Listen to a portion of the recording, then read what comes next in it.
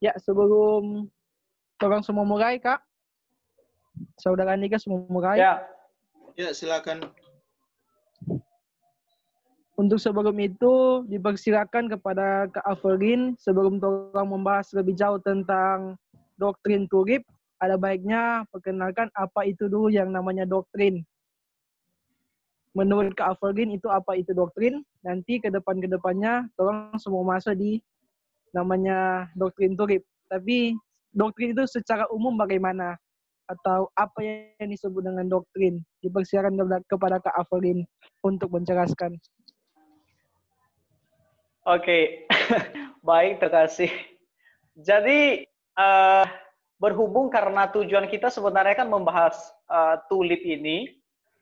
Jadi, tulip ini sebuah doktrin di dalam pemahaman atau di dalam gereja Calvinisme, ya, terutama Reform dan Presbyteria dan gereja-gereja lain yang beraliran Calvinisme. Jadi sebelum kita membahas tulip, kita terlebih dahulu tahu apa yang disebut dengan doktrin. Nanti kalau kita tidak tahu apa itu doktrin, jadi bahaya gitu. Doktrin itu ya biasa disebut sebagai dasar ya, sebagai dasar sebuah gagasan atau sebuah pokok-pokok yang harus dituruti dan harus dilakukan gitu. Nah, tapi kebanyakan orang Kristen tidak setuju dengan istilah doktrin. Nah, jadi di dalam sebuah doktrin itu tentu dibutuhkan yang namanya dasar-dasar. Nah, sebuah doktrin itu harus memiliki dasar, itu intinya. Nah, jadi kalau kita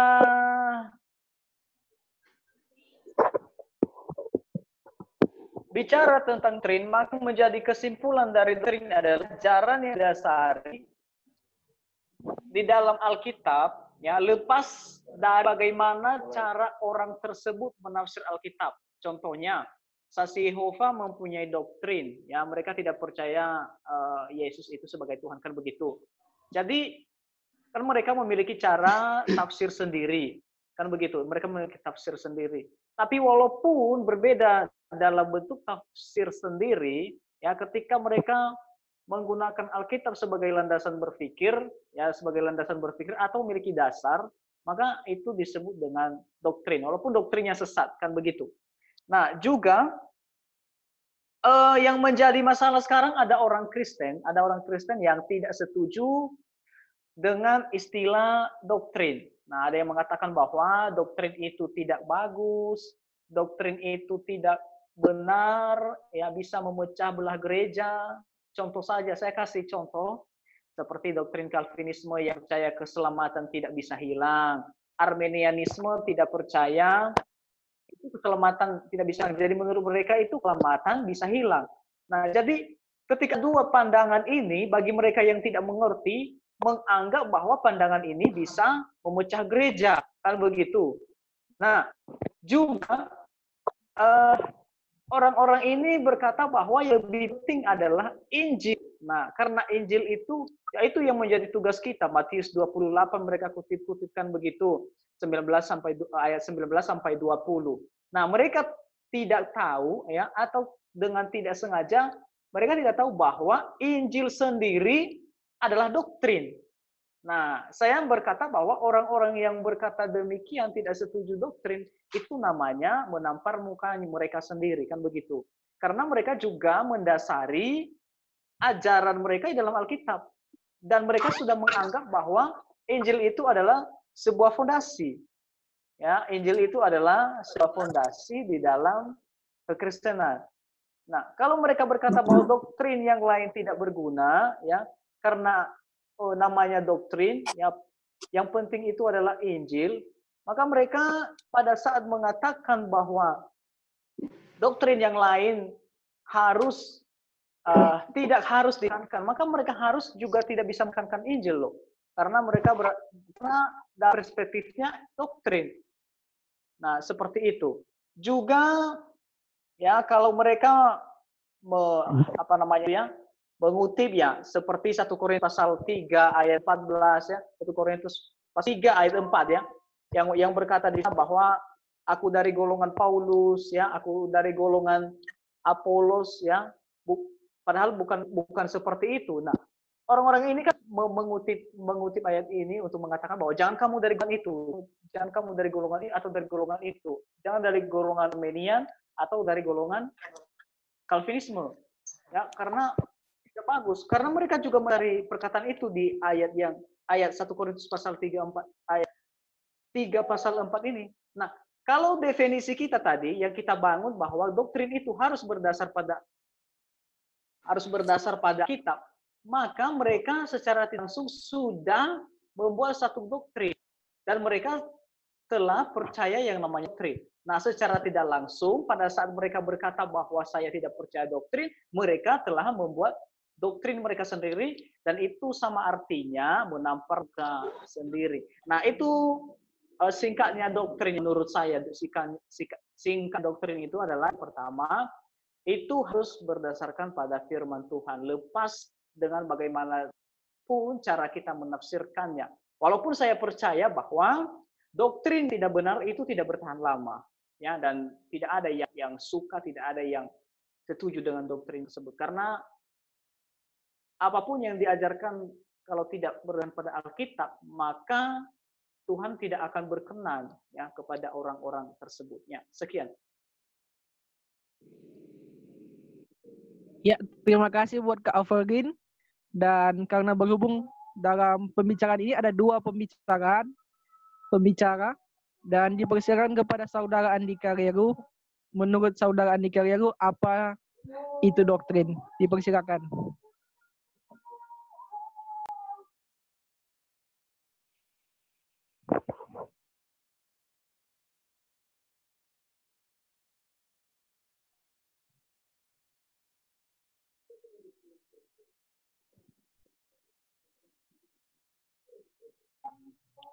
Andika, mic aktif. Mic. Oh ya, sorry. Seperti yang sudah dijelaskan oleh Kak Verlin, memang doktrin ini berhubung dengan sebuah kepercayaan sebagai prinsip-prinsip yang diajarkan di dalam kehidupan kita atau pengakuan iman daripada suatu agama.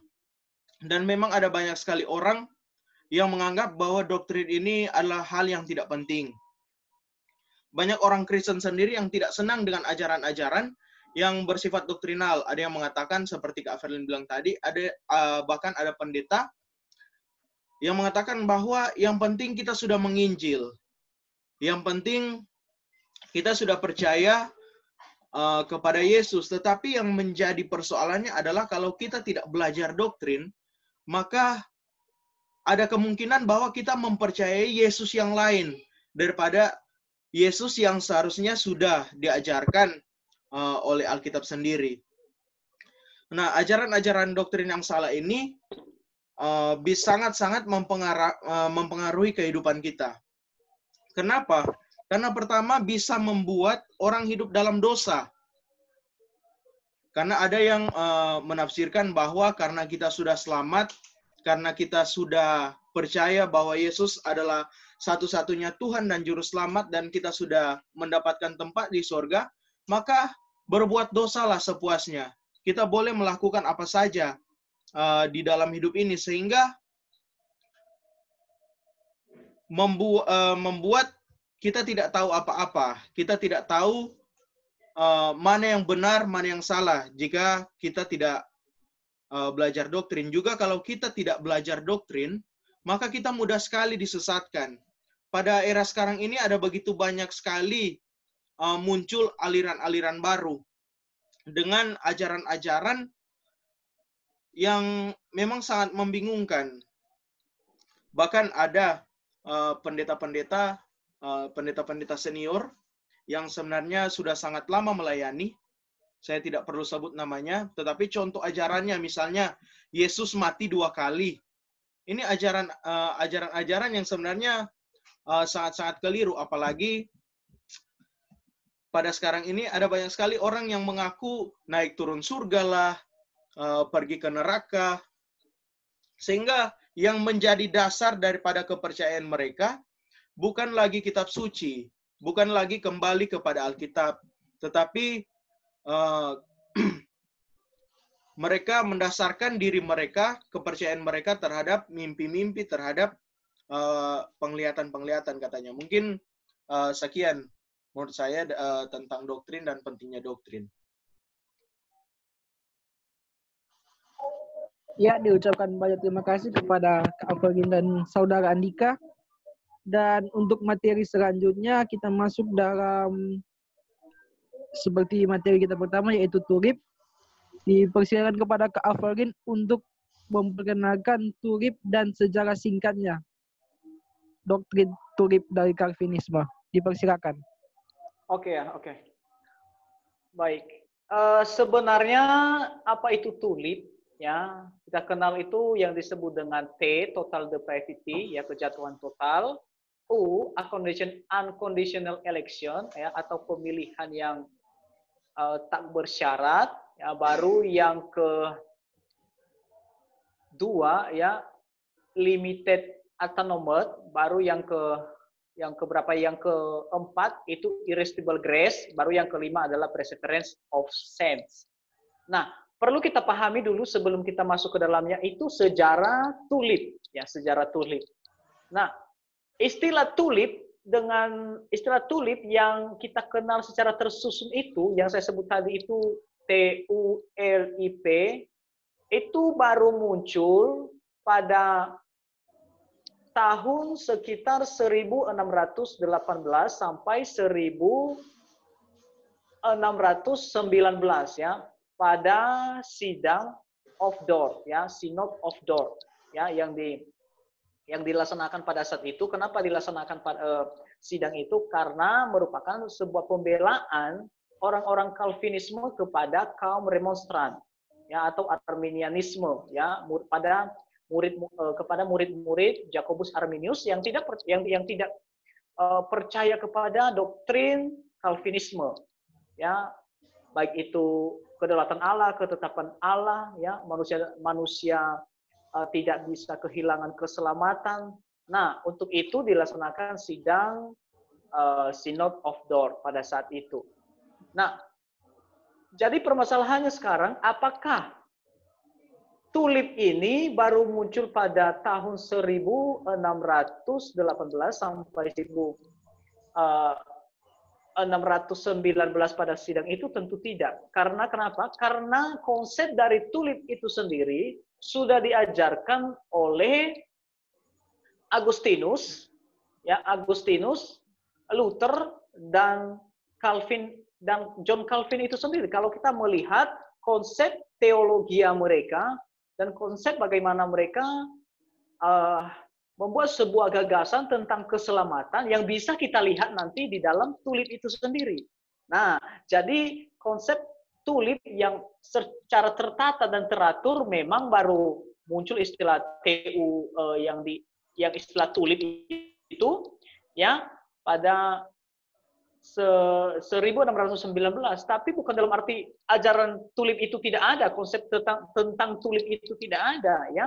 Nah, kalau kita belajar itu pemahaman atau konsep-konsep teologi dari Agustinus ya dan juga John Calvin, di sana kita banyak sekali menemukan konsep yang demikian.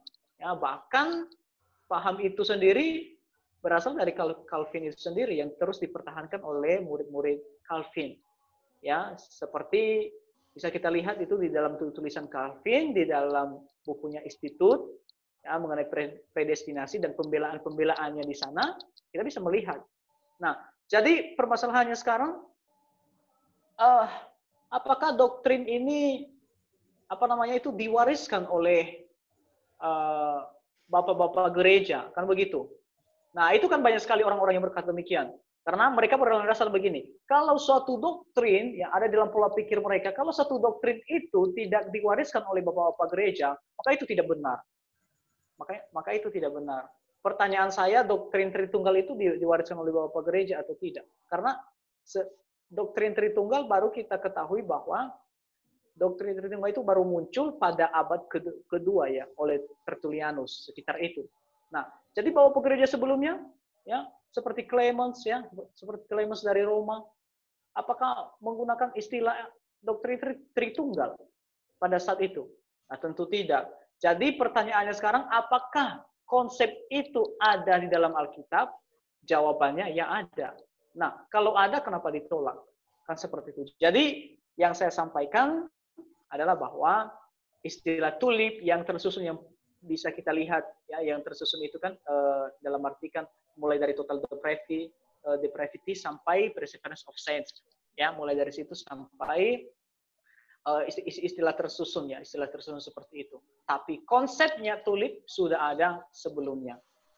Oke, terima kasih.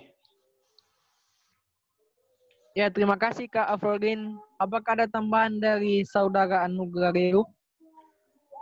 Tambahan saja, memang istilah tulip nanti ada pada tahun 1619 itu dalam salah satu sidang menghadapi ajaran daripada Arminianisme yang memang dulu juga dikatakan remonstrans.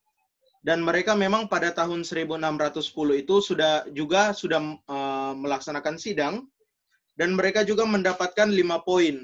Ini sebelum munculnya tulip. Yaitu pertama, tentang pemilihan, itu tergantung pada iman dan rasional daripada manusia. Tetapi bagi kita, bagi kita seorang Calvinisme, kita percaya bahwa pemilihan daripada manusia itu adalah tergantung daripada kedaulatan Allah. Juga mereka, poin yang kedua, yaitu penebusan. Penebusan menurut Arminianisme, mereka menganggap bahwa penebusan Tuhan Yesus itu adalah bagi semua orang, terbuka untuk siapa saja yang ada di dunia ini. Juga tanpa bantuan Roh Kudus, orang tak mampu menanggapi Allah. Lalu juga mereka ada poin yaitu kasih karunia dapat ditolak dan orang-orang percaya mampu melawan dosa, tetapi tidak di luar kemungkinan jatuh dari kasih karunia. Jadi memang tulip ini berguna untuk melawan daripada doktrin-doktrin pokok-pokok poin-poin yang ada dari Arminianisme sendiri. Mungkin itu moderator. Ya, terima kasih atas penjelasannya. Dan kita masuk ke dalam sesi selanjutnya, yaitu dipersilakan kepada Kak Avelin untuk menjelaskan dari kata pertama dari tulip, yaitu total depravity atau kerusakan total. Dipersilakan kepada Kak Avelin. Nah, jadi doktrin ini sangat bagus ya menurut saya setelah saya mempelajari selama 2 tahun ya. 2 tahun saya pelajari dengan sungguh-sungguh dengan teliti. Nah, yang pertama itu yang kita kenal istilah total depravity, yang disebut dengan kejatuhan total. Nah, apa itu kejatuhan total? Kejatuhan total adalah bahwa segala hidup manusia ini, apapun yang dia lakukan, ya, baik pikirannya, perbuatannya, itu sudah bercampur dosa. Dan mustahil dosa itu bisa berkenan kepada Allah. Nah, makanya nanti dalam Kejadian pasal 6 ayat 5 dikatakan seperti begini. Nah, ketika dilihat Tuhan bahwa kejahatan manusia besar di bumi, dan bahwa segala kecenderungan hatinya, ya, selalu membuahkan kejahatan semata-mata, ya, bukan hanya sedikit, tapi segala, ya, selalu, dan kecenderungan orang berbuat jahat. Nah, makanya nanti kalau teman-teman melihat bahwa anak kecil itu kan belum diajarkan untuk memaki, tapi kan bisa memaki. Ya, ada orang yang baik, tapi kecenderungan tetap dosa ya.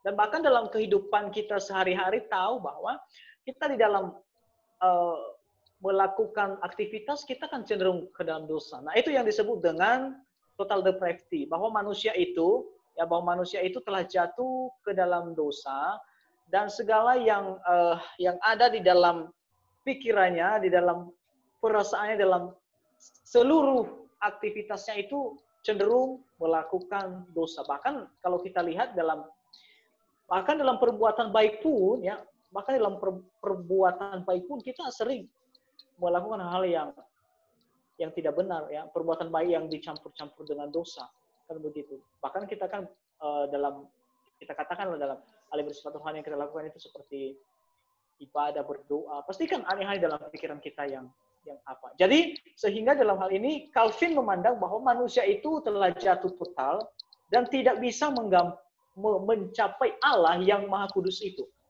Ya, mustahil orang yang berdosa itu bisa mencapai Allah yang Maha Kudus. Nanti ayat-ayatnya banyak sekali dalam Alkitab.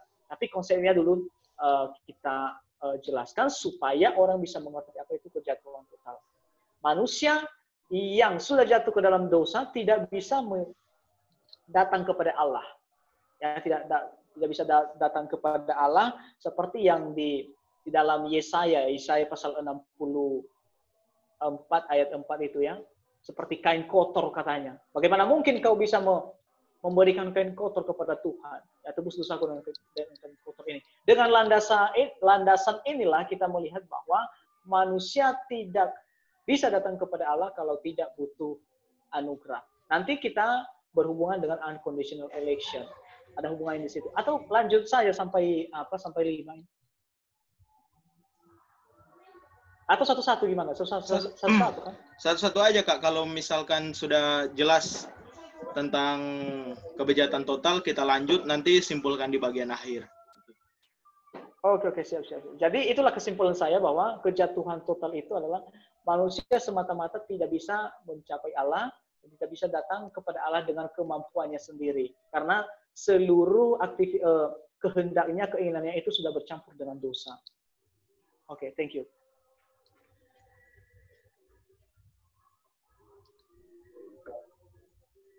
Ya, untuk selanjutnya, baku ganti dulu. Untuk poin selanjutnya itu unconditional election atau pemilihan tanpa syarat akan dijelaskan oleh saudara Anugrah Reru. Dipersilakan. Oke, teman-teman, mengenai unconditional election, tentang ini ada hubungannya, atau mungkin lebih kita kenal predestinasi. Pengertian daripada predestinasi yaitu sebelum ada segala sesuatu, ketika hanya ada Allah sendiri, sebelum ada penciptaan segala sesuatu, itu Allah sudah menetapkan orang-orang tertentu untuk diselamatkan dan sisanya ditetapkan untuk binasa. Allah menentukan ini semata-mata karena kedaulatannya, bukan karena, jadi kalau dia memilih saya menjadi seorang percaya, itu bukan karena Allah tahu bahwa saya adalah orang baik pada sekarang ini. Tetapi itu semata-mata karena dia memilih saya sebagai orang percaya. Itu atas kedaulatan daripada Allah sendiri. Dan penetapan Allah ini tidak mungkin gagal. Penetapan Allah ini pasti terjadi. Mungkin teman-teman berpikir, dan memang kebanyakan orang ketika pertama kali mendengarkan doktrin ini, mereka akan mengatakan bahwa Allah itu tidak adil. Bahwa kenapa Tuhan harus menentukan sebagian orang untuk percaya, sebagian orang untuk diselamatkan, dan kenapa Allah harus menentukan sebagian orang untuk binasa. Dan saya akan memberikan dasar ayat daripada predestinasi ini.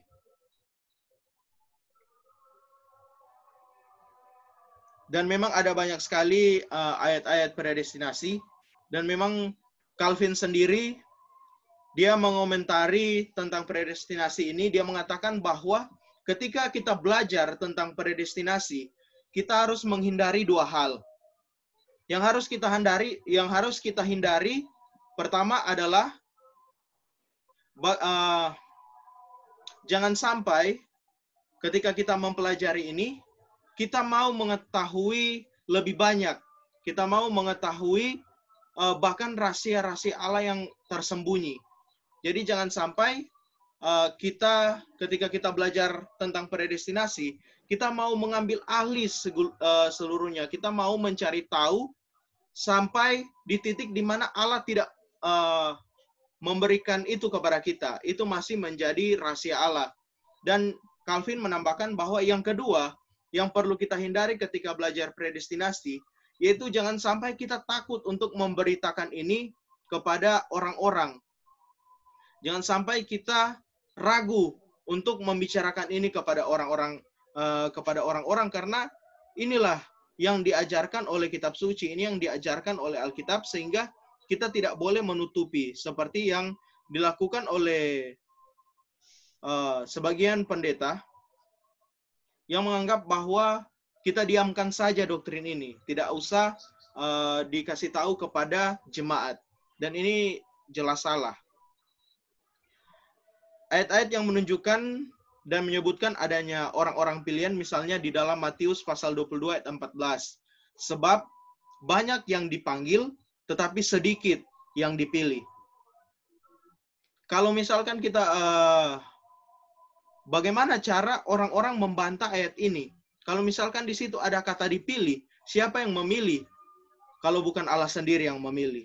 Juga di dalam Matius pasal 22, pasal 24 ayat 22 sampai dan ayat 24. Dan sekiranya waktu tidak dipersingkat, maka dari segala yang hidup tidak akan ada yang selamat. Akan tetapi oleh karena orang-orang pilihan, waktu itu akan dipersingkat. Sebab Mesias-Mesias palsu dan nabi-nabi palsu akan muncul, dan mereka akan mengadakan tanda-tanda yang dahsyat dan mujizat-mujizat, sehingga sekiranya mungkin mereka menyesatkan orang-orang pilihan juga. Ada juga Lukas pasal 18 ayat 17a, tidakkah Allah membenarkan orang-orang pilihannya yang siang malam berseru kepadanya? Juga dalam Roma pasal 8 ayat 33, siapakah yang akan menggugat orang-orang pilihan Allah? Allah yang membenarkan mereka, siapakah yang akan menghukum mereka? Kolose 3 ayat 12, karena itu sebagai orang-orang pilihan Allah yang dikuduskan dan dikasihaninya, kenakanlah belas kasihan, kemurahan, kerendahan hati, kelemah lembutan, dan kesabaran. Ada banyak sekali ayat-ayat yang mengatakan memang adanya orang-orang pilihan daripada Allah. Juga ayat-ayat yang menunjukkan bahwa Allah ini menetapkan, Allah ini menentukan orang-orang tertentu untuk selamat. Misalnya di dalam Kisah Para Rasul, pasal 13 ayat 48. Mendengar itu, bergembiralah semua orang yang tidak mengenal Allah, dan mereka memuliakan firman Tuhan. Dan semua orang yang ditentukan Allah untuk hidup yang kekal menjadi percaya. Di sini ada kata ditentukan. Jadi, memang ketika kita menjadi percaya, kita memang ditentukan untuk percaya. Dan masih banyak ayat-ayat yang lain yang mengatakan tentang adanya predestinasi. Jadi, kita tidak bisa mengatakan bahwa predestinasi ini tidak alkitabiah. Ya, mungkin seperti itu, Tian.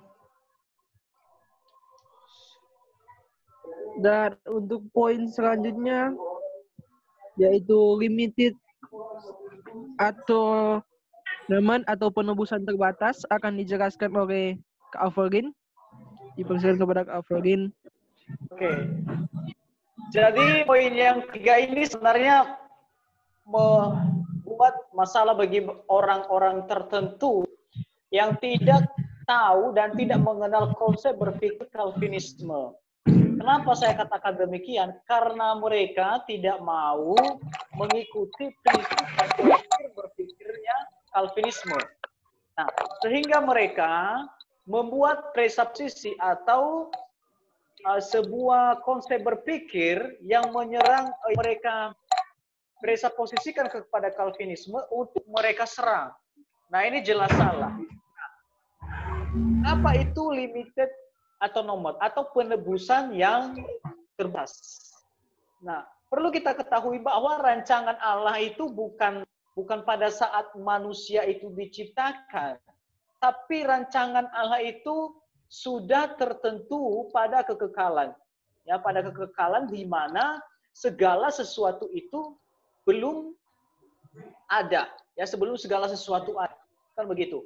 Nah, jadi orang yang seperti tadi penjelasan dari unconditional election, bahwa orang yang diselamatkan itu sudah tertentu, ya, tertentu pada kekekalan. Kalau orang yang diselamatkan sudah tertentu pada kekekalan, maka orang yang tidak diselamatkan sudah tertentu juga. Nah, berhubung dengan nomor 3, bahwa penebusan itu terbatas, maka jelas bahwa hanya orang-orang tertentu yang dipilih, maka bisa disebut bahwa penebusan terbatas hanya kepada orang-orang tertentu. Nah, walaupun diterima kan secara logika, ini kan diterima secara logika. Tapi orang-orang kan berpikir bahwa kalau diterima logika kan belum tentu benar. Apa yang logis belum tentu benar. Tapi kita bandingkan di dalam Alkitab. Nah, biasanya orang yang menolak ini, mereka mengutip Yohanes pasal 3 ayat 16. Ya, begitu kan Mas Leru ya.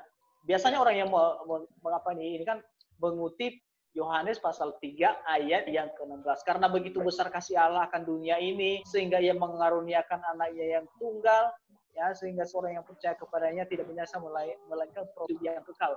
Nah, mereka menggunakan ayat yang pertama, karena begitu besar kasih Allah akan dunia ini.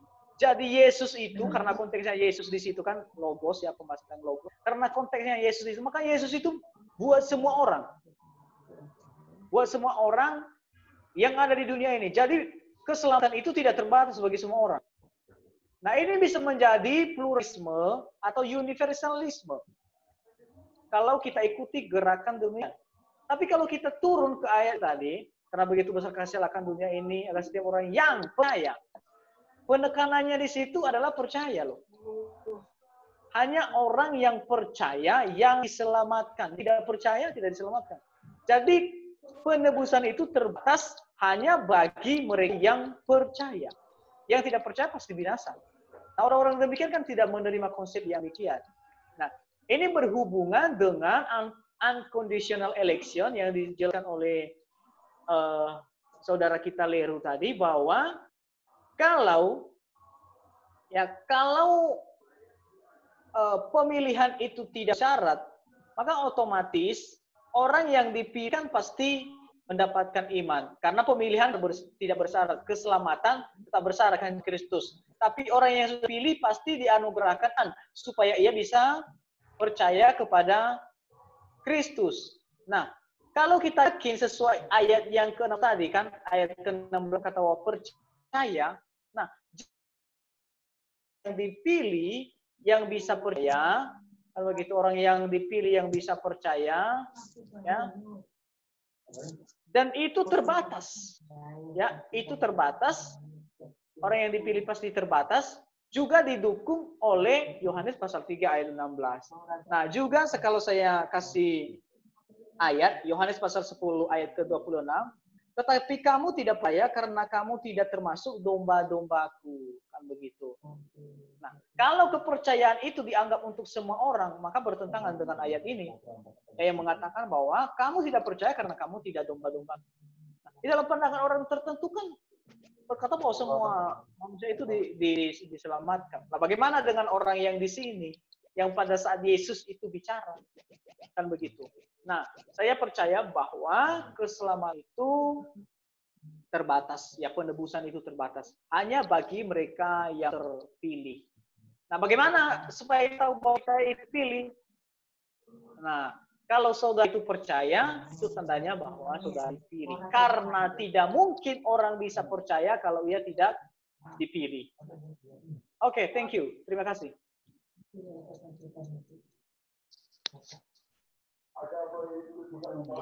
Ya, terima kasih kepada Kak Avelgin. Dan kita datang kepada poin selanjutnya, yaitu irresistible grace atau anugerah yang tidak dapat ditolak. Poin ini akan dijelaskan oleh saudara Anugerah Leru. Dipersilakan. Oke teman-teman, terima kasih atas kesempatan.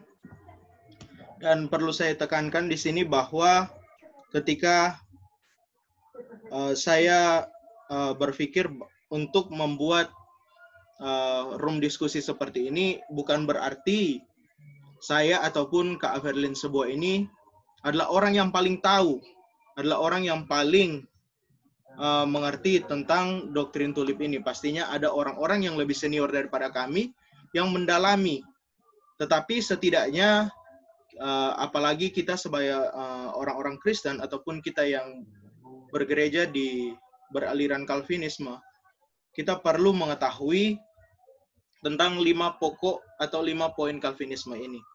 Dan poin yang keempat yaitu kasih karunia yang tidak bisa ditolak. Ini sebenarnya banyak orang yang salah dalam berpikir tentang kasih karunia yang tidak dapat ditolak ini.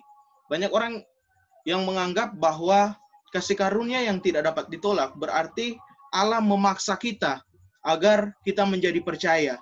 Tetapi sebenarnya bukan seperti itu. Allah tidak memaksa kita untuk menjadi percaya. Kasih karunia yang tidak dapat ditolak artinya ketika ini ada hubungannya dengan poin-poin sebelumnya. Ada hubungannya dengan predestinasi. Karena Tuhan sudah menentukan kita sebagai orang-orang yang akan diselamatkan, sebagai orang yang percaya, maka dengan sendirinya ketika Allah bekerja di dalam diri kita, maka kita akan menjadi percaya. Bukan karena dipaksa oleh Tuhan. Tuhan tidak pernah memaksa, hai anugerah, kamu harus percaya. Kamu harus seperti ini.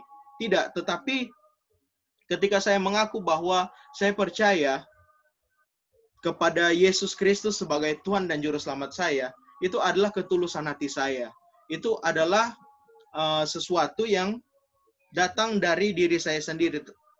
Jadi memang kalau Tuhan sejak mulanya, daripada minus yang tidak terhingga, dia sudah menetapkan saya sebagai orang pilihannya untuk selamat, maka saya pun akan percaya dengan sendirinya. Mungkin itu jawaban singkat daripada doktrin ini. Mungkin sebentar bisa berkembang jika ada diskusi-diskusi.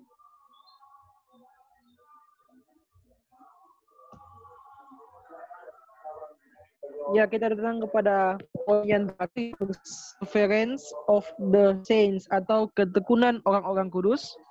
Poin ini akan dijelaskan oleh Kak Afarin. Oke, nah ini Silakan. poin yang terima kasih banyak. Nah ini poin yang sangat saya sukai karena poin ini berbicara tentang ketekunan atau keselamatan tidak bisa hilang. Nah, kebanyakan orang beranggapan begini, bagaimana mungkin keselamatan tidak bisa hilang? Karena mereka melihat orang-orang yang murtad. Yang murtad di sana seperti orang Kristen yang sudah lama jadi Kristen, tapi murtad, kan begitu. Nah, jadi mereka dalam hal ini mengalami yang namanya logika falasi. Artinya mereka tidak tahu bagaimana perspektif Calvinisme berpikir tentang keselamatan tidak bisa hilang. Seperti yang saya katakan tadi, lagi-lagi mereka membangun sebuah persepsi untuk menyerang persepsi itu sendiri. Nah, perlu saya tekankan bahwa keselamatan itu tidak hilang. Dasar Alkitabnya apa? Dasar Alkitabnya begini. Yohanes pasal 10 ayat 27 sampai 29. Domba-dombaku mendengarkan suaraku dan aku mengenal mereka dan mereka mengikut aku dan aku memberikan hidup yang kekal kepada mereka dan mereka pasti tidak akan binasa sampai selama-lamanya. Dan seorang pun tidak akan merebut mereka dari aku. Aku memberi mereka kepadaku lesar daripada siapapun. Dan orang pun tidak dapat merebut mereka dari tangan Bapa. Jelas di sini kan orang-orang percaya itu pasti tidak binasa, pasti dijaga oleh Bapa sampai selama-lamanya. Tidak ada yang merebut mereka dari tangan Bapa. Kenapa? Karena mereka dijaga.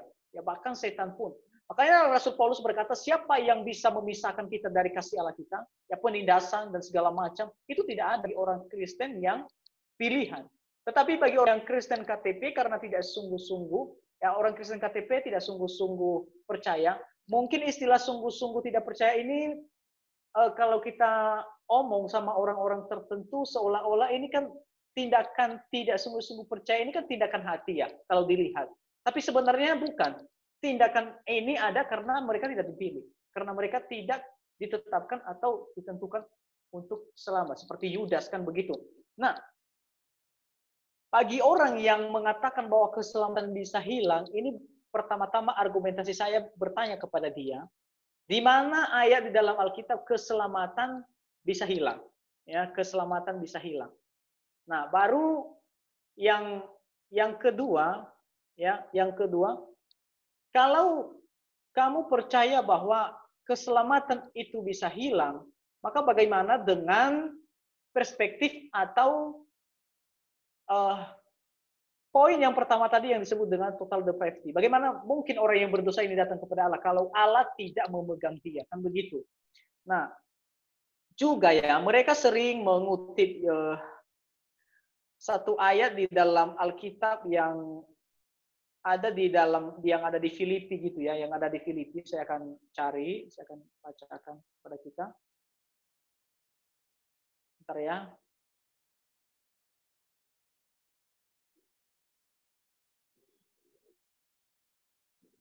Filipi pasalnya yang kedua. Ini dasar yang mereka gunakan loh. Filipi pasal yang kedua.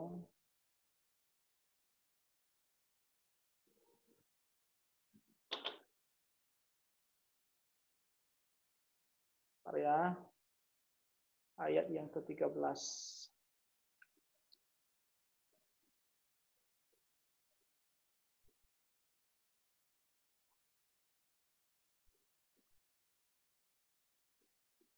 Nah, mereka membaca Filipi 2 ayatnya yang ke-12. Hai saudara-saudara yang kekasih, kamu senantiasa taat karena tetap kerjakan keselamatanmu. Nah, mereka berkata bahwa Paulus mengatakan tetap kerjakan keselamatanmu, karena kalau tidak dikerjakan pasti hilang, kan begitu. Nah, mereka tidak lanjutkan ke ayat yang ke-13. Ya, kita baca ayat yang ke-13.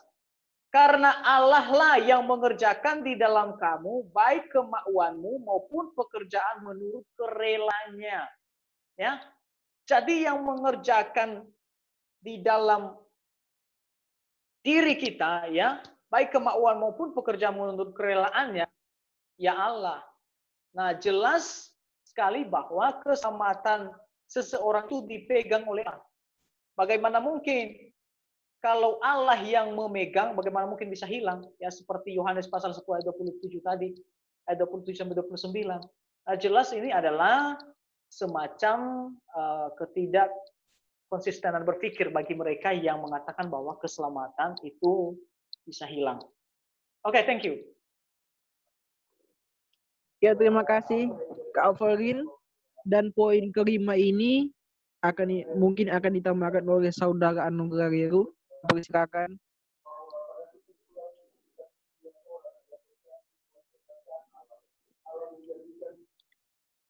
Mik Anugrah. Sorry, lupa mic. Terima kasih untuk Kak Averlin yang sudah menjelaskan. Saya hanya akan menambahkan ayat-ayat kitab suci, ayat-ayat Alkitab yang mendukung doktrin ini. Misalnya di dalam 1 Samuel pasal 12 ayat 22. Sebab Tuhan tidak akan membuang umatnya, sebab namanya yang besar. Bukankah Tuhan telah berkenan untuk membuat kamu menjadi umatnya? 2 Samuel pasal 23 ayat 5. Bukankah seperti itu keluargaku di hadapan Allah? Sebab ia menegakkan bagiku suatu perjanjian kekal, teratur dalam segala-galanya, dan terjamin sebab segala keselamatanku dan segala kesukaanku, bukankah dia yang menumbuhkannya?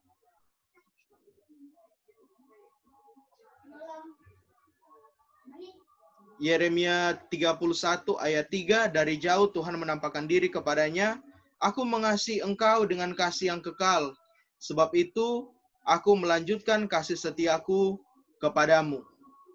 Dan masih ada begitu banyak ayat-ayat Alkitab yang pasti saya tidak dapat membacakan satu persatu.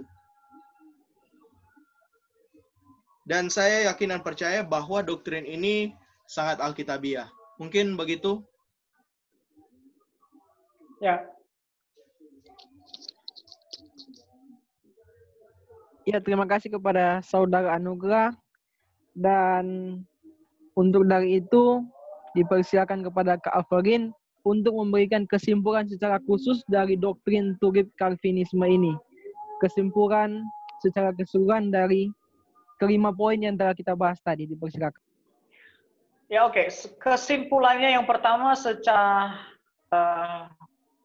kita lihat ya, dalam arti kesimpulan tersusun ya. Yang pertama itu kita tahu bahwa manusia itu telah jatuh ke dalam dosa. Jadi karena manusia itu telah jatuh ke dalam dosa, Allah berdaulat memilih siapa yang diselamatkan dan siapa yang tidak diselamatkan. Nah, orang-orang kan berkata bahwa bagaimana mungkin Allah yang seperti ini, kasih dan segala macam. Saya katakan, kalau sama saya diajukan pertanyaan seperti itu, kau ukur dari mana kasih Allah? Ya, kita harus mengukur kasih Allah loh di dalam Alkitab, bukan seperti kasih kita. Kan begitu. Baru yang kedua adalah irresistible, apa yang kedua? Limited atau ada penebusan yang terbatas. Artinya bahwa dalam kedaulatan Allah semua itu sudah tertentu dalam kekekalan, bukan karena manusia yang dipilihnya itu sudah dilihatnya sudah beriman, tetapi karena kedaulatannya yang berdaulat di dalam diri Allah itu sendiri. Baru yang kedua adalah irresistible grace, ya kasih karunia yang tidak bisa ditolak. Ya, saya rasa ini adalah poin yang paling sederhana kalau dipahami bagi mereka yang belajar Alkitab sungguh-sungguh dan membanding dalam kehidupan sehari-hari bahwa anugerah itu tidak ditolak. Ya, kalau saudara pada saat ini dianugerahkan sesuatu hal yang mungkin saudara inginkan atau tidak inginkan, apakah saudara bisa berhak menolaknya? Ya, dan juga preservation of sense, yaitu keturunan orang-orang kudus. Bagi kita, karena kita percaya bahwa kita adalah orang berdosa dan telah dipilih, ya, maka kita yakin bahwa segala sesuatu atas keselamatan kita, karena kan doktrin ini berhubungan dengan soteriologi. Dalam keselamatan kita, Allah telah memegang kita, memimpin kita, sehingga kita yakin bahwa pada saat kita mati, kita yakin akan keselamatan kita, kapanpun kita mati. Ya, karena Allah akan pegang. Mustahil orang yang sudah dipegang Allah itu bisa lepas dari genggaman Allah. Jadi kesimpulannya bagi kita semua, bagi teman-teman yang lain yang akan mendengarkan ini, bahwa bagi orang-orang yang percaya dengan doktrin ini akan diberikan kedamaian hati, akan diberikan perasaan yang benar, sehingga semakin kuat di dalam Tuhan, dan dia tidak akan bimbang tentang keselamatannya. Dia percaya bahwa saya bisa percaya karena Kristus, karena Allah telah memilih saya. Baru yang kedua adalah orang sadar akan kedaulatan Allah di dalam dirinya. Nah, sebenarnya sebelum kita memahami doktrin ini, kita masuk yang disebut dengan doktrin providency of God, bahwa Allah berdaulat, ya, mengontrol, ya, memerintah dan melakukan segala sesuatu. Bukan karena kehendak manusia itu sendiri, tapi karena Allah yang berdaulat. Nah, percaya akan doktrin tulip dan juga doktrin providensi Allah, menganggap bahwa Allah itu adalah Allah yang berdaulat dan mengembalikan posisi Allah di dalam mata manusia sebagai Allah itu sendiri. Menganggap Allah itu berdaulat berarti menganggap Allah itu adalah Allah. Tapi sebaliknya, jika seseorang berkata bahwa Allah tidak berdaulat di dalam diriku, di dalam hidupku, saya bisa berbuat sesuka saya karena ada free will katanya, ya, karena ada free will katanya, maka secara tidak langsung dia sudah berkata bahwa Allah bukan Allah. Walaupun kita sebenarnya tidak mau free will loh. Nah, seperti tadi yang unconditional election itu sebenarnya pemilihannya yang tak bersyarat, tetapi sedangkan keselamatannya tetap bersyarat dalam Yesus Kristus. Karena ada orang yang berkata kalau sudah dipilih, bisa tidak, bisa ya, untuk percaya kepada Kristus. Nah, saya rasa ini adalah pernyataan yang sangat ngawur gitu loh. Karena tidak seperti itu pola pikir Calvinisme. Ya, jadi keselamatannya tetap bersyarat, tapi pemilihannya tidak bersyarat. Nah, bagaimana itu? Nah, orang yang dipilih akan percaya kepada Kristus. Nah, itulah tanda-tanda orang yang dipilih. Seperti saya, kenapa saya bisa percaya kepada Kristus? Itulah tandanya saya dipilih. Nah, tapi orang-orang begini kan sering memberikan apa namanya itu, semacam praduga-praduga. Bagaimana kalau saya tidak percaya? Itu namanya kamu membodohi dirimu sendiri kalau kamu memang benar-benar percaya. Tapi kalau mau tidak percaya karena kamu dipilih, begitu. Jadi bagi saya ya, atau bagi teman-teman semua, doktrin tulip ya, Calvinisme sangat menguatkan kita di dalam mengenal akan Allah dan di dalam kepercayaan kita sebagai orang Kristen. Ya, demikian yang bisa saya sampaikan. Thank you. Ya, apakah ada tambahan dari saudara Anugrah Heru? Dipersilakan.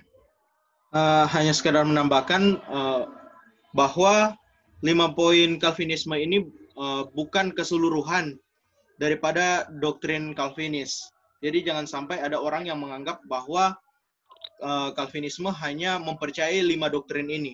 Ada banyak sekali doktrin yang dipercayai oleh Calvinisme. Kita lihat komentar dari Lorraine Bodner. Dia mengatakan bahwa jadi baiklah pembaca menjaga diri untuk tidak menyamakan atau terlalu dekat mengidentifikasikan 5 poin Calvinisme dengan sistem Calvinisme. Sekalipun 5 poin ini adalah elemen-elemen yang hakiki, tapi sistem Calvinisme mencakup jauh lebih banyak hal. Jadi Calvinisme sendiri mempercayai banyak doktrin-doktrin penting yang lain, bahkan yang lebih penting dan mendasar, seperti kitab suci adalah firman Allah yang dijunjung tinggi otoritasnya dan harus diajarkan habis-habisan. Juga doktrin Allah Tritunggal, doktrin keilahian dan kemanusiaan Kristus, doktrin tentang penebusan Kristus yang menjadikan bahwa hanya Yesus adalah satu-satunya jalan. Juga keharusan untuk memberitakan Injil, kekudusan dalam hidup orang Kristen, karena ada banyak orang yang menganggap bahwa karena semua berada di dalam kendali Tuhan, karena semua berada dalam kedaulatan Allah, maka kita hidup santai-santai saja, kita hidup berbuat dosa sepuasnya tidak apa-apa. Tetapi ini jelas-jelas salah. Calvinisme tetap mengajarkan bahwa kita harus hidup kudus sebagai orang-orang Kristen. Sekalipun kita mempercayai 5 poin Calvinisme ini, tetapi kita tidak percaya kepada doktrin Allah Tritunggal atau tidak menekankan pengajaran kitab suci atau bahkan tidak menekankan tentang kekudusan, maka ia tidak bisa disebut sebagai Calvinisme atau Reform. Dan juga kalau ia tidak mempercayai bahwa Allah menentukan segala sesuatu dan mengatur segala sesuatu di dalam providensi Allah, maka ia tidak dapat disebut sebagai seorang Calvinis atau seorang Reform. Tetapi sebaliknya, orang yang Alkitabiah atau orang yang Injili tetapi menolak salah satu daripada 5 poin ini, misalkan dia hanya menerima 3 poin pertama tetapi menolak 2 poin terakhir, maka dia pun tidak dapat disebutkan sebagai Calvinisme atau Reform. 5 poin Calvinisme ini hanya merupakan 5 hal yang terpenting yang membedakan kita, yang membedakan Calvinisme dengan Arminianisme. Dan mungkin sekian. Ya, oke. Ya, terima kasih. Ya, lanjut Kak. Oh, iya. Terima kasih kepada Kak Avelin dan Saudara Anugrah Heru. Dan jika ada teman-teman lain selain Kak Avelin dan Saudara Anugrah Heru yang akan menambahkan dalam diskusi ini, dipersilakan. Ini ada Apakah senior ada teman-teman Kak Marcel. Ya. Mic-nya Ada Stay.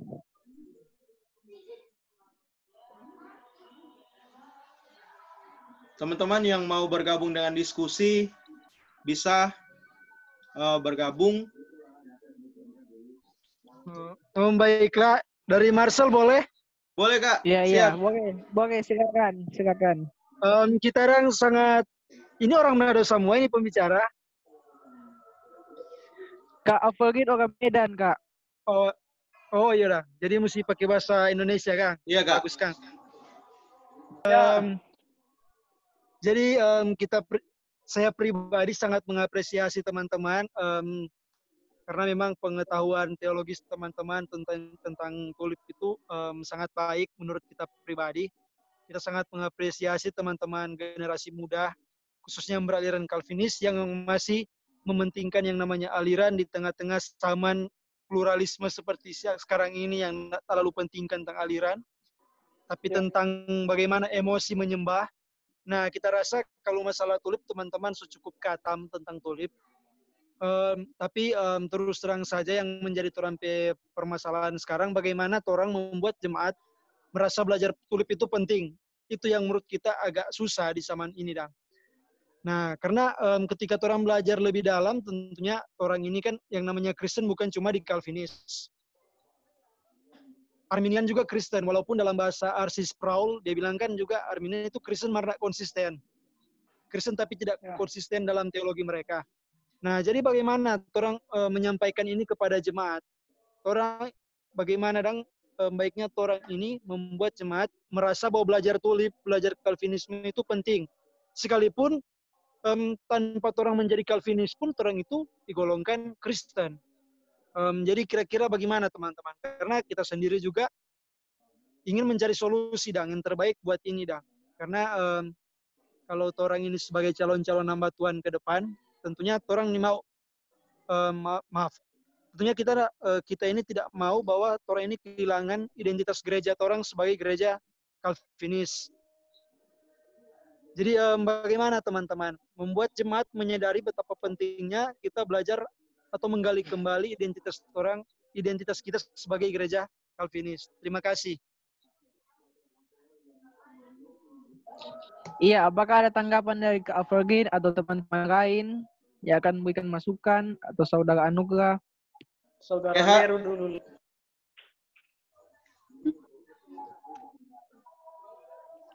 Jadi Kak Marcel, memang ini jadi pergumulan bersama karena bahkan bukan hanya jemaat, bahkan pendeta sendiri pun kalau kita mau survei apakah mereka mau mengajarkan tentang doktrin-doktrin seperti ini, akan ada banyak pendeta pasti mereka akan lebih memilih untuk diam, untuk mendiamkan doktrin-doktrin seperti ini dan hanya membagikan renungan-renungan. Mereka akan ada banyak sekali orang yang hanya ingin main aman. Ada yang mengatakan bahwa yang penting kita sudah percaya bahwa Yesus adalah satu-satunya Tuhan dan Juru Selamat. Yang penting saya percaya Alkitab. Yang penting saya sudah menjadi orang Kristen yang baik. Tetapi yang menjadi persoalannya adalah pada era sekarang ini ada begitu banyak aliran-aliran, ada begitu banyak golongan-golongan. Dan jika kita tidak percaya doktrin, takutnya kita akan mempercayai sesuatu yang salah. Seperti tadi yang saya bilang di awal, bahkan ada pendeta yang dia pendeta senior, saya tidak perlu menyebutkan namanya, jika teman-teman pasti sudah mendengar apa yang diajarkan. Misalkan dia mengatakan bahwa Yesus mati 2 kali. Jika jemaat awam yang mendengarkan ini, mereka akan percaya karena ini adalah pendeta senior yang mengajarkan tentang hal ini. Juga dia mengatakan bahwa dia bermimpi bercumbu dengan Roh Kudus. Roh Kudus datang kepada dia di dalam mimpi dalam wujud seorang perempuan. Dan hal ini sangat berbahaya. Tetapi seperti yang Kak Marcel katakan tadi, bagaimana caranya membuat agar jemaat mau belajar tentang doktrin ini sendiri. Karena itu juga menjadi pergumulan bersama. Pergumulan kita sebagai anak-anak muda yang ingin memperkenalkan tentang doktrin-doktrin seperti ini kepada jemaat tentunya. Yang mungkin yang perlu kita lakukan adalah bahwa menyadarkan jemaat bahwa doktrin ini begitu penting.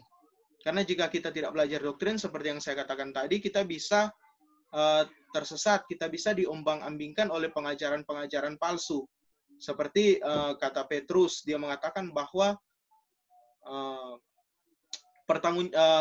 kita harus mampu mempertanggungjawabkan iman kita kepada orang-orang. Kita harus mampu berapologetika.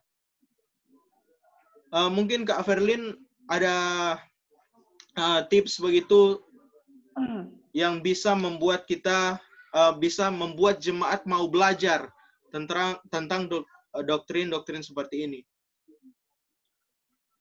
Sebenarnya jemaat sebenarnya itu kalau dia diarahkan oleh pendeta ya pasti bisa, pasti mengikuti. Ya karena saya rasa tidak ada jemaat yang tidak ikut kalau diarahkan oleh pendeta gitu ya. Nah, tapi masalahnya sekarang kan kita tidak contoh ya saya katakan kalau saya pendeta, walaupun ada niat jemaat untuk belajar tulip, ya tapi kalau saya tidak mempunyai kemampuan untuk mengajarkan tulip ya bagaimana kan begitu. Jadi begini, yang memiliki inisiatif pertama untuk mengajarkan tulip adalah harus pendetanya. Kan begitu. Walaupun jemaat punya inisiatif sendiri untuk mengajarkan tulip, kalau pendetanya tidak memiliki kemampuan untuk mengajarkan tulip ya jelas, atau doktrin-doktrin yang lain ya jelas tidak bisa. Ya kan begitu. Jadi yang menurut saya yang perlu dirubah di situ adalah pikir pemimpin gereja, ya pemimpin gereja atau anak-anak muda lah, anak-anak muda yang memiliki inisiatif untuk bisa tetap di dalam hal itu untuk mengontrol, untuk mengontrol pendetanya ya, bukan kalau saya sebutkan istilah mengontrol kan kayak kita buat pendeta kita atur gitu ya, untuk memberikan motivasi kepada pendetanya kalau dia tidak memiliki kemampuan untuk mengajar, untuk mengajarkan demikian. Dan walaupun dia memiliki kemampuan atau ada orang lain bisa, karena begitu menurut saya simpel saya tentu kepada pendetanya gitu, apakah dia mempunyai kemampuan atau tidak. Tapi kebanyakan sekarang kan kalau pendetanya itu tidak memiliki kemampuan jadi masalah. Ya itu aja, thank you. Ada teman-teman yang lain yang mungkin mau ikut berdiskusi? Bisa bermasukan? Ya, silakan. Ya, saya sangat setuju dengan tanggapan dari Kak Averlin. Ya, kenyataannya sekarang bahwa pendeta-pendeta beraliran Calvinisme tidak mengerti sama sekali dengan aliran atau dogma doktrin yang tulip tersebut. Sehingga inilah yang menjadi permasalahan yang sangat besar bagi gereja aliran Calvinis. Bagaimana para jemaat mau belajar, tetapi para pemimpinnya tidak mengetahui akan hal tersebut. Dan ya, menurut hemat saya, lebih baik, terlebih khusus yang ada di saat ini, orang semua sebagai calon penerus, ya marilah orang apapun yang orang bisa lakukan, orang lakukan. Contoh saja, kita bisa share lewat WA kita, Facebook kita, Instagram, atau kita membuat diskusi-diskusi seperti ini. Nah, itu akan membuat jemaat lebih mau mengetahui, bahkan mengenal akan doktrin tulip tersebut. Boleh juga seperti usul dari Kak Averlin, bahwa kita berdiskusi dengan pendeta tersebut, mencari tahu lebih dalam tentang tulip tersebut, baru kita keluar mengabarkannya kepada jemaat kita. Mungkin itu menurut hemat saya. Terima kasih.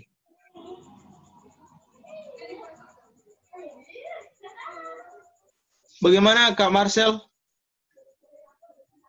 Baik, terima kasih. Saya sangat mengapresiasi saran-saran dan masukan dari teman-teman, dan sangat cukup membantu saya pribadi. Saya juga sempat memikirkan solusi terbaik mengenai masalah ini. Tentu saja solusi yang terbaik itu datang dari Roh Kudus. Bagaimana Roh Kudus menyadarkan jemaat untuk belajar yang namanya tentang keselamatan. Karena konsekuensi dari kelahiran kembali kan harus membuat jemaat ingin lebih belajar lebih dalam tentang teologi. Harusnya begitu konsekuensinya. Kalau jemaat tidak punya kemauan lebih dalam belajar tentang teologi, otomatis mereka sebenarnya belum pernah terlahir kembali. Karena ada kemauan lebih dalam untuk belajar firman, menggali identitas sebagai orang Kristen. Mengenai solusi, memang benar seperti yang Saudara Averlin katakan, masalahnya seringkali ada datang pada pemimpin-pemimpin sendiri, atau dalam hal ini pendeta-pendeta sendiri. Karena pendeta-pendeta kurang berinisiatif, dan kemungkinan besar mereka tidak berinisiatif karena memang kompetensi mereka itu sangat kurang. tentang Calvinisme. Dan saya melihat bahwa memang dalam gereja se-mainstream Gemim saja, kata Calvinisme tulip itu sangat asing. Ya. Sangat asing. Saya sendiri belajar Calvinisme bukan justru di gereja saya sendiri. Iya, Kak, Gemim, sama-sama. gereja di luar. Iya, pembicara di luar. Makanya saya sempat kaget ketika belajar tentang Calvinisme. Oh, ternyata gereja saya gereja aliran Calvinis, tapi saya sendiri nggak pernah dengar apa-apa tentang Calvinis. Nah, ketika seperti berangkat dari permasalahan yang Kak Verlin katakan bahwa masalahnya seringkali ada pada pemimpin-pemimpin gereja sendiri, para pendeta. Makanya saya berinisiatif menjalin persekutuan dengan teman-teman mahasiswa, khususnya mahasiswa-mahasiswa teologi, yang nantinya akan menjadi pendeta Gemim. Berinisiatif membuat kelompok belajar bagaimana kita saling membangun kesadaran bahwa belajar aliran Calvinis itu sangat penting. Jadi dimulai dari mahasiswa atau calon-calon hamba Tuhan ke depan. Dan kesadaran ini harus dibuat ketika kita masih mahasiswa teologi. Dan harus kita jaga bahwa belajar Calvinisme itu penting. Agar nantinya ketika dikehendaki Tuhan menjadi pendeta-pendeta, kesadaran bahwa aliran Calvinis itu penting, itu masih ada, terjalin. Nah yang kedua, sebagai kan kebanyakan gereja Calvinis itu gerejanya sistem presbiterial sinodal. Kekuatan terpenting di gereja itu kan ada pada sidang majelis atau pada pelayan khusus. Jadi kuncinya, sekalipun itu pendeta tidak mau berinisiatif untuk mengajarkan tulip, tapi itu kan suara pendeta itu tidak mutlak dalam sistem presbiterian sinodal. Betul. Kuncinya bagaimana kita membuat para pelayan khusus, para penatua, diaken atau syammas, memiliki kesadaran yang penting belajar tentang Calvinis. Nah itu sempat terjadi ini secara pengalaman terjadi pada gereja saya sendiri, gereja jemaat saya.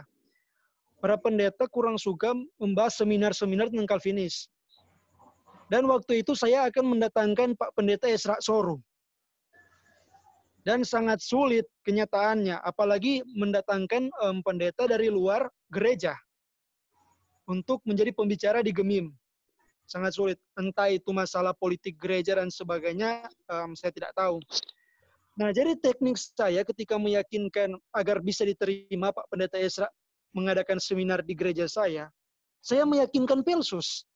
Karena tentu saja untuk mendatangkan Pendeta Esra perlu dibahas dalam sidang majelis jemaat. Saya datang ke rumah-rumah Pelsus, pelayan khusus di tiap kolom, untuk menyadarkan teman-teman Pelsus bahwa ini pendeta ini tidak sesat. Dan ini sesuai dengan aliran Torang, misalnya begitu aliran kita. Nah ini yang menjadi kekuatan saya, sehingga ketika dibawa di sidang, sekalipun pendeta kurang setuju dengan Pak Pendeta Esra Soru, tapi karena suara mayoritas Pelsus sudah disadarkan, maka ini bisa berjalan. Intinya Kak seperti ini. Maksudnya program-program seperti seminar-seminar tentang tulip atau Calvinis dapat berjalan apabila Pelsus mendukung. Dan kuncinya saya rasa di situ.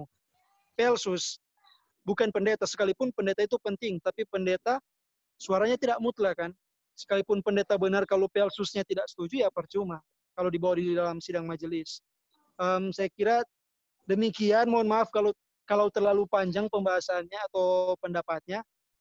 Terima kasih.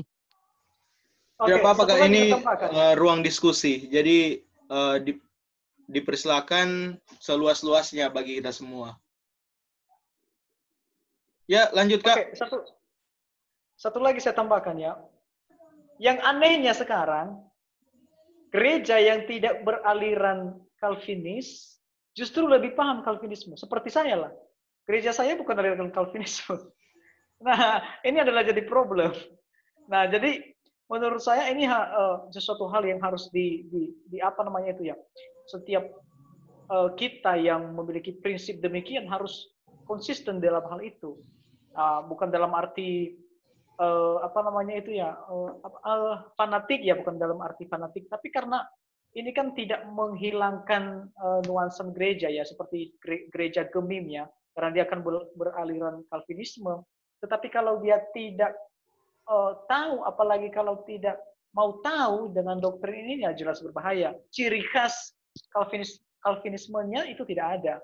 Nah, karena bagi saya ini adalah sesuatu hal yang apa ya, kenapa saya sangat tekun untuk belajar ini? Karena ini adalah satu doktrin yang membuat kita lebih lagi sungguh-sungguh percaya kepada Tuhan. Nah, disitulah ketekunan dari kepercayaan saya selama saya belajar kurang lebih dari 2 tahun terakhir ini. Oke, thank you. Tambahan juga, jangan sampai, karena kebanyakan saya melihat ada penatua dan syamas, mereka menganggap bahwa tugas mereka, misalkan penatua tugasnya hanya menyampaikan penyampaian di kolom, dan juga tugas daripada syamas hanya mengumpulkan uang derma untuk distor ke gereja. Dan ini akan sangat salah bila semua penatua syamas di dalam gereja berpikir seperti ini. Juga sebenarnya ciri khas daripada gereja Calvinis seharusnya lebih menekankan pengajaran. Karena kebanyakan ada banyak sekali orang, ada banyak gereja yang hanya sekedar berkhotbah, tetapi tidak ada isi, tidak ada pengajaran di dalamnya, tidak ada api. Sehingga hanya berisi sekedar renungan-renungan biasa saja. Kalau kita mau membaca atau melihat perjalanan hidup daripada seorang Johannes Calvin, maka kita akan melihat ketika di Jenewa, di gereja di sana, dia hampir setiap hari mengadakan eksposisi Alkitab. Dan ini yang kebanyakan hilang daripada gereja-gereja Calvinis, yaitu eksposisi Alkitab.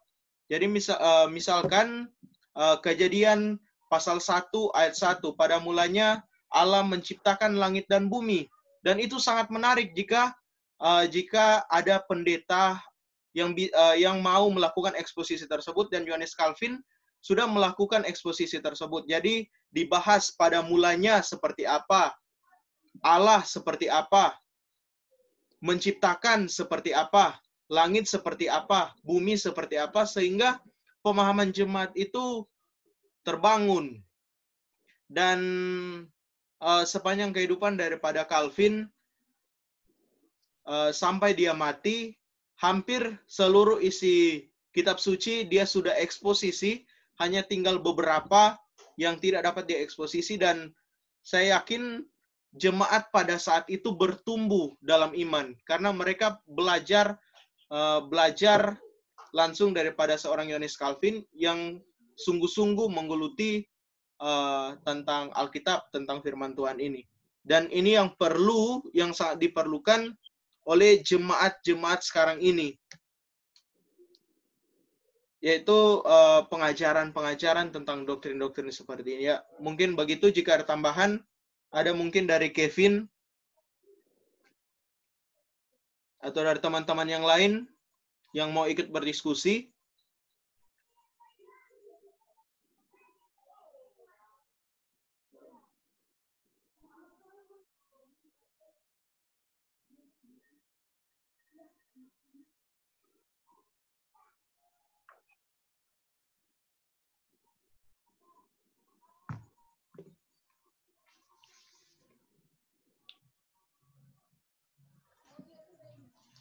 Ada teman-teman yang mungkin ada pertanyaan seputar tulip, kita bisa bahas bersama walaupun kita semua masih dalam tahap belajar, tetapi tidak salahnya kita bertanya dan juga menjawab jika kita tahu dan paham.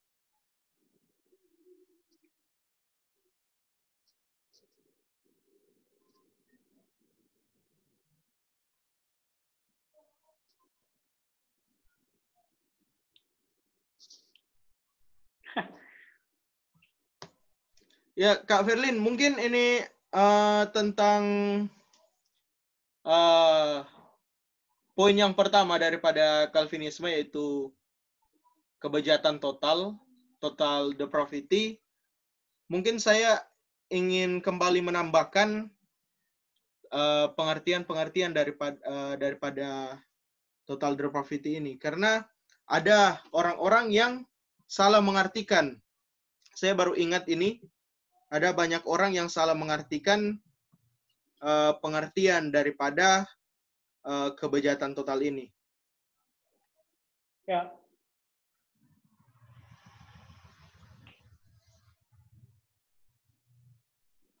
Ya, ada beberapa pengertian yang salah daripada kebejatan total, yaitu ada yang mengatakan bahwa manusia kehilangan pikiran, kehilangan kesadaran, kehilangan perasaan, kehilangan kehendak, kehilangan hati nuraninya.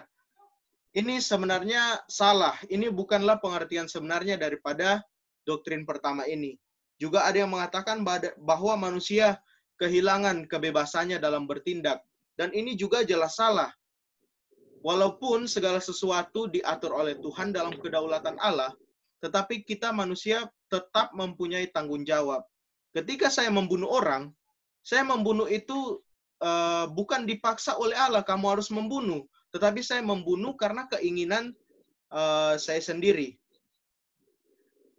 Dan juga yang paling umum, kesalahan daripada orang-orang dalam doktrin ini, mereka mengatakan bahwa karena total depravity, karena kebejatan total, mereka menganggap bahwa total itu maksudnya sudah maksimal.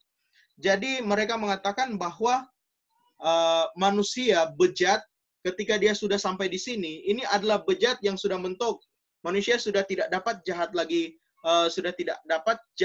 ke atas, ke bagian ke kejahatan yang lebih daripada kejahatan yang sudah mentok ini. Dan ini jelas salah, karena bertentangan dengan ayat-ayat Alkitab sendiri. Karena ayat kitab suci mengatakan bahwa manusia bisa semakin jahat. Manusia belum mentok di sini dan tidak bisa lebih jahat lagi, tetapi manusia bisa menjadi lebih jahat. Misalnya 2 Timotius pasal 2 ayat 16, tetapi hindarilah omongan yang kosong, yang tak suci, yang hanya menambah kefasikan. Jadi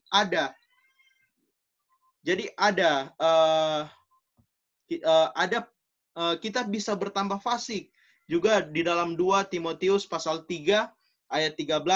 Sedangkan orang jahat dan penipu akan bertambah jahat. Mereka menyesatkan dan disesatkan.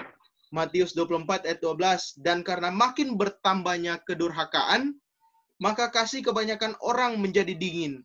Juga di dalam 2 Timotius pasal 4 ayat 3-4. Karena akan datang waktunya, orang tidak dapat lagi menerima ajaran sesat. Jadi kejahatan yang kita lakukan tidak mentok di sini, tetapi bisa bertambah jahat. Misalnya, coba Tian. Ya.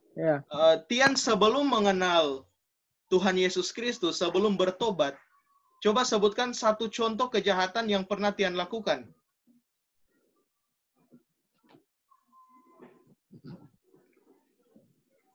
Salah satu kejahatan, contohnya saja mencuri kah? Karena itu belum pernah mengenal. Mencuri. Tian mencuri. Apakah ada kejahatan yang lebih tinggi daripada mencuri? Tian?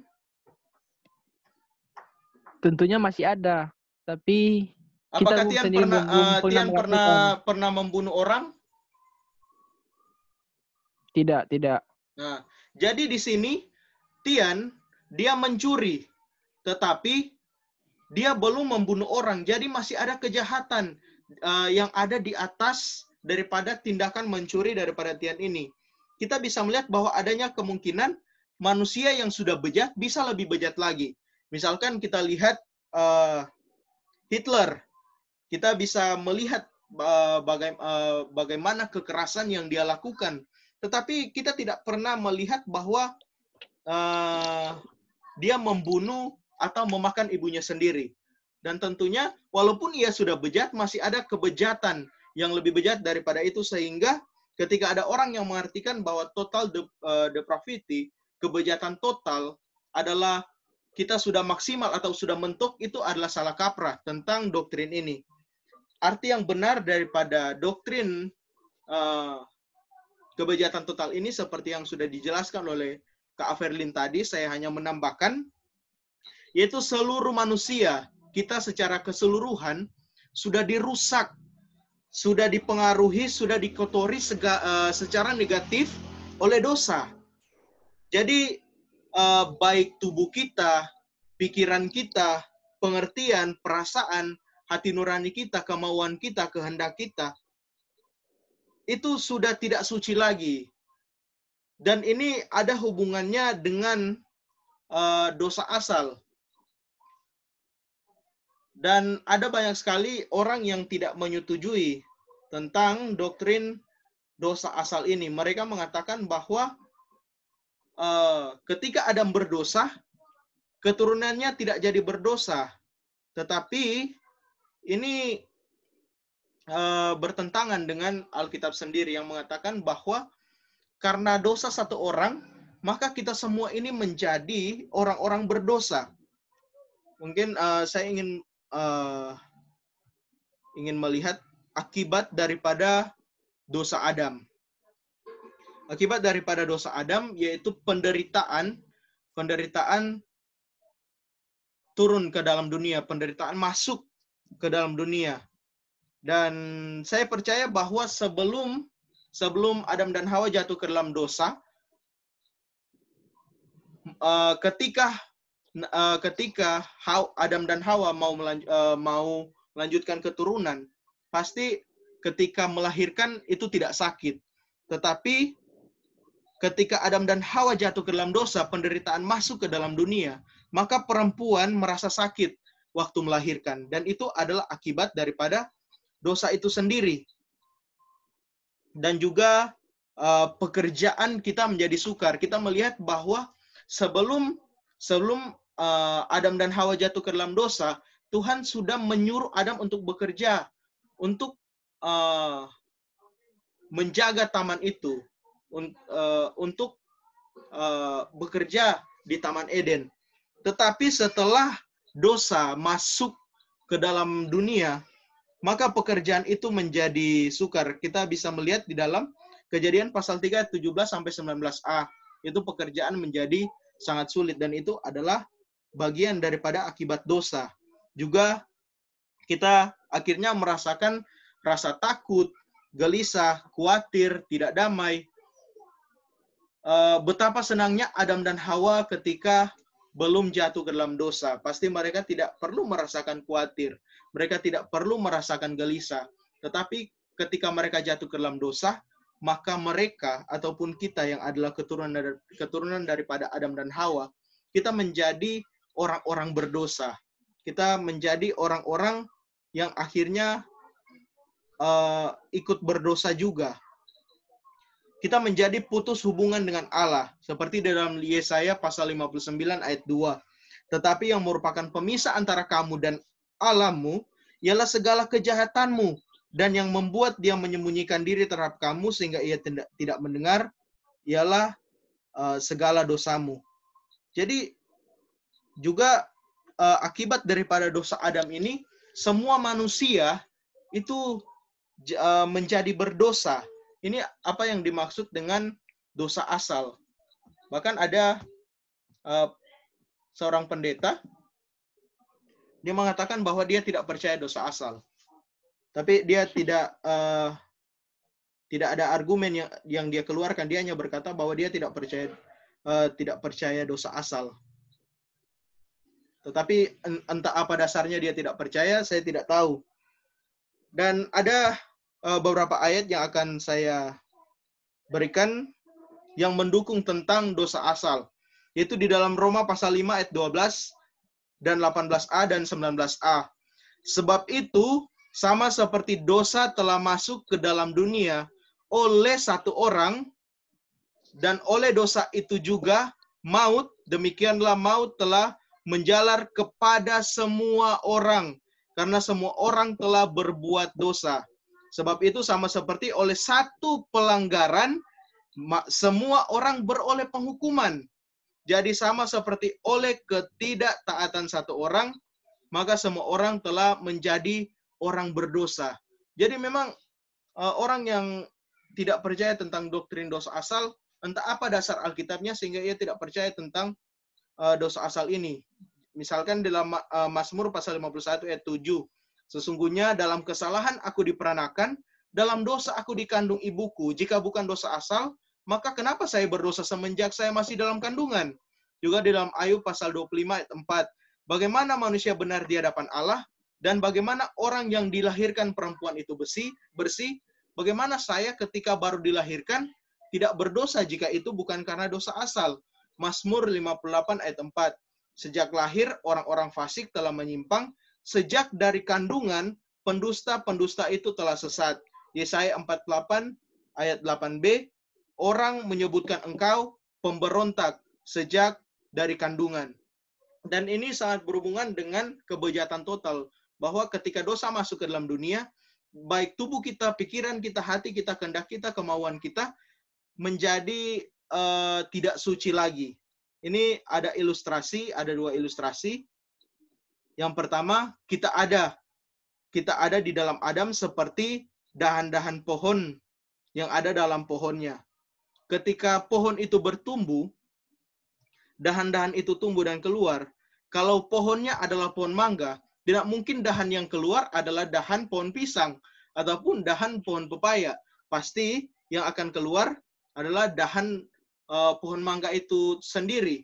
Juga jika kita menonton bola, misalkan Indonesia melawan Malaysia. Jika Indonesia kalah ketika melawan Malaysia dalam sepak bola, padahal yang bermain adalah kesebelasan orang yang bermain di lapangan, tetapi ketika tim Indonesia kalah, maka kita akan mengatakan bahwa Indonesia kalah. Padahal yang bermain hanya 11 orang, tetapi dikatakan bahwa Indonesia kalah. Jadi memang semua manusia condong kepada dosa dan tidak bisa berbuat sesuatu yang betul-betul baik di hadapan Allah. Dan inilah yang memang berhubungan erat dengan total depravity, yaitu kebejatan total. Mungkin Kak Ferlin? Ya, oke, itu sudah pas itu, ya. Ya.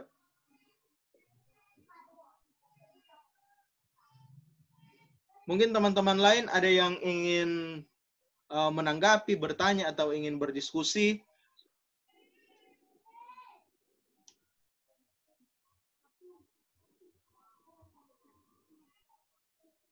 Karena pasti... Boleh saya bertanya? Oh, dipersilakan. Moderator. Mix-nya enggak hidup. Oke. Ya, dipersilakan untuk bertanya. Ya, nama saya Randa. Halo. Jadi tadi sudah mengamati beberapa diskusi ya, tapi memang terlambat tadi sedikit. Karena di sini membahas tentang tulip, tadi juga ada dibahas tentang predestinasi, maka saya di sini mau bertanya bukan sebagai orang yang mengenal doktrin, tapi tahu, tapi tidak mengenal. Dan saya akan bertanya seperti itu. Bahwa tadi ada membahas tentang predestinasi. Yang kita tahu bahwa predestinasi ini adalah segala sesuatu yang telah ditentukan oleh Allah. Siapa orang-orang yang Tuhan pilih, itu sudah Tuhan yang pilih, Tuhan yang rencanakan begitu. Namun, bukankah dengan kita mengatakan bahwa segala sesuatu itu sudah ditentukan oleh Allah, itu seakan-akan orang atau kita sendiri sebagai pengikut Calvinis itu membatasi Allah yang jelas-jelas Maha Tahu, Maha Kuasa, dan Maha segalanya. Sifat-sifat Allah itu seakan-akan orang batasi dengan akal kita, dengan pikiran-pikiran kita. Boleh dimengerti? Ya, lanjut. Seakan-akan kita sangat terbatas dan penuh dengan kekurangan. Saya bertanya sebagai orang yang tidak mengenal doktrinnya. Artinya saya sebagai orang yang bisa saja melawan doktrin itu, juga bisa saja saya ada di dalamnya tapi dalam keraguan. Oke. Silakan ditanggapi. Siapa dulu moderator? Silakan Kak Ferlin. Iya. Kak Ferlin dulu. Ya, jadi pertanyaannya begini ya. Kalau salah nanti bisa ditanggapi lagi ya, Mas ya. Jadi begini, pertanyaannya begini. Kalau Allah sudah menentukan segala sesuatu, yang ini selamat dan yang lain tidak selamat, maka kita dalam arti sudah membatasi itu atribut-atribut Allah. Allah yang tidak terbatas, kan begitu? Iya kan? Iya. Halo? Iya, Ya. Pak. Ya berarti kita sudah membatasi Allah, kan begitu. Nah, begini, jawabannya begini. Kita tidak hanya berpikir secara logika kita karena meminjam atribut Allah yang Maha Tahu itu dengan berlandasan begini. Allah sudah tahu, berarti apa yang sudah Dia tahu itu pasti terjadi. Apa orang yang sudah percaya dan yang tidak percaya itu sudah tertentu. Kan begitu, kalau kita pahami secara logika kan begitu. Dan itu benar secara logika kan begitu. Tapi kan Allah kan tidak terbatas kan begitu. Masih ada atribut-atributnya yang lain. Allah itu adil, Allah itu baik, kasih setianya baik dan segala macam. Allah lah yang penting. Nah, saya mau mempersempit dulu atribut Allah apa yang Mas pinjam untuk mengatakan bahwa kita membatasi Allah. Supaya jawaban saya nanti lebih fokus. Halo?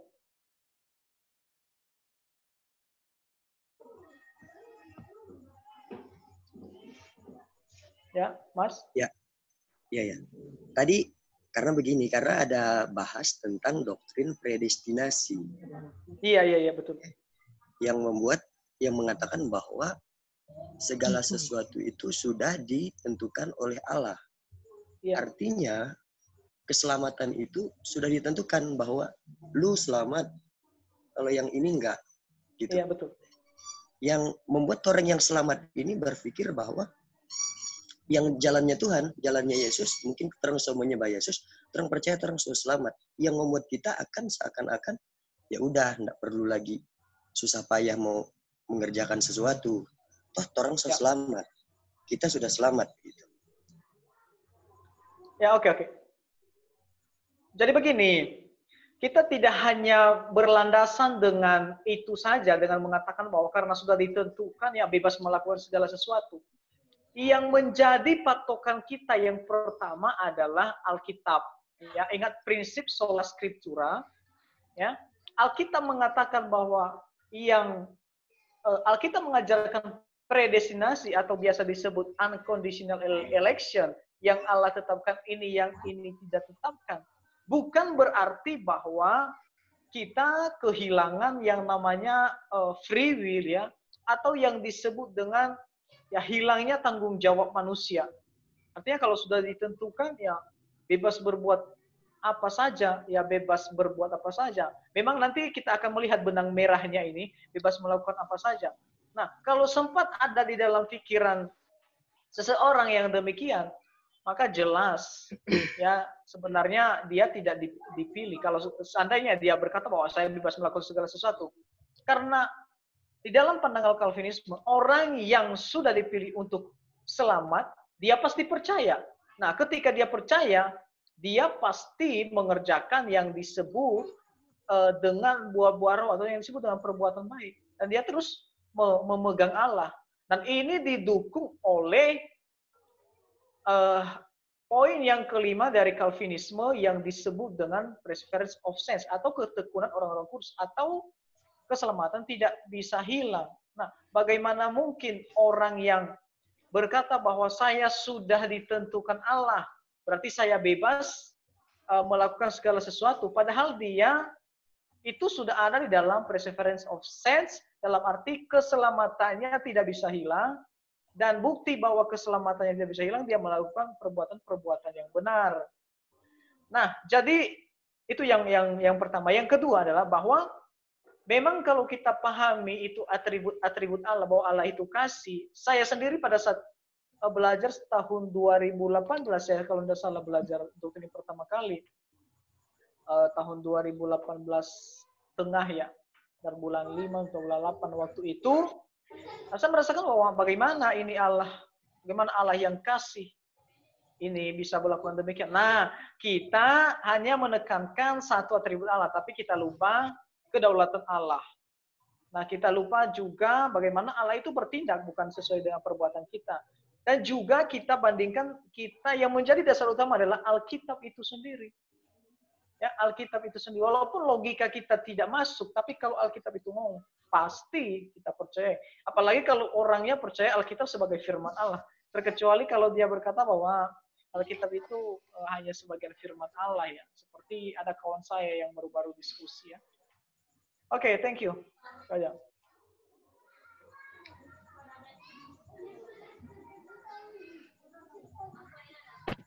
Iya, bagaimana dengan tanggapan dari penanya? Ya, baik. Sudah cukup memberi masukan ya. Terima kasih Kak Verlin Zebua. Ya, Horas. Horas Pra. Yahoo, saya orang Nias.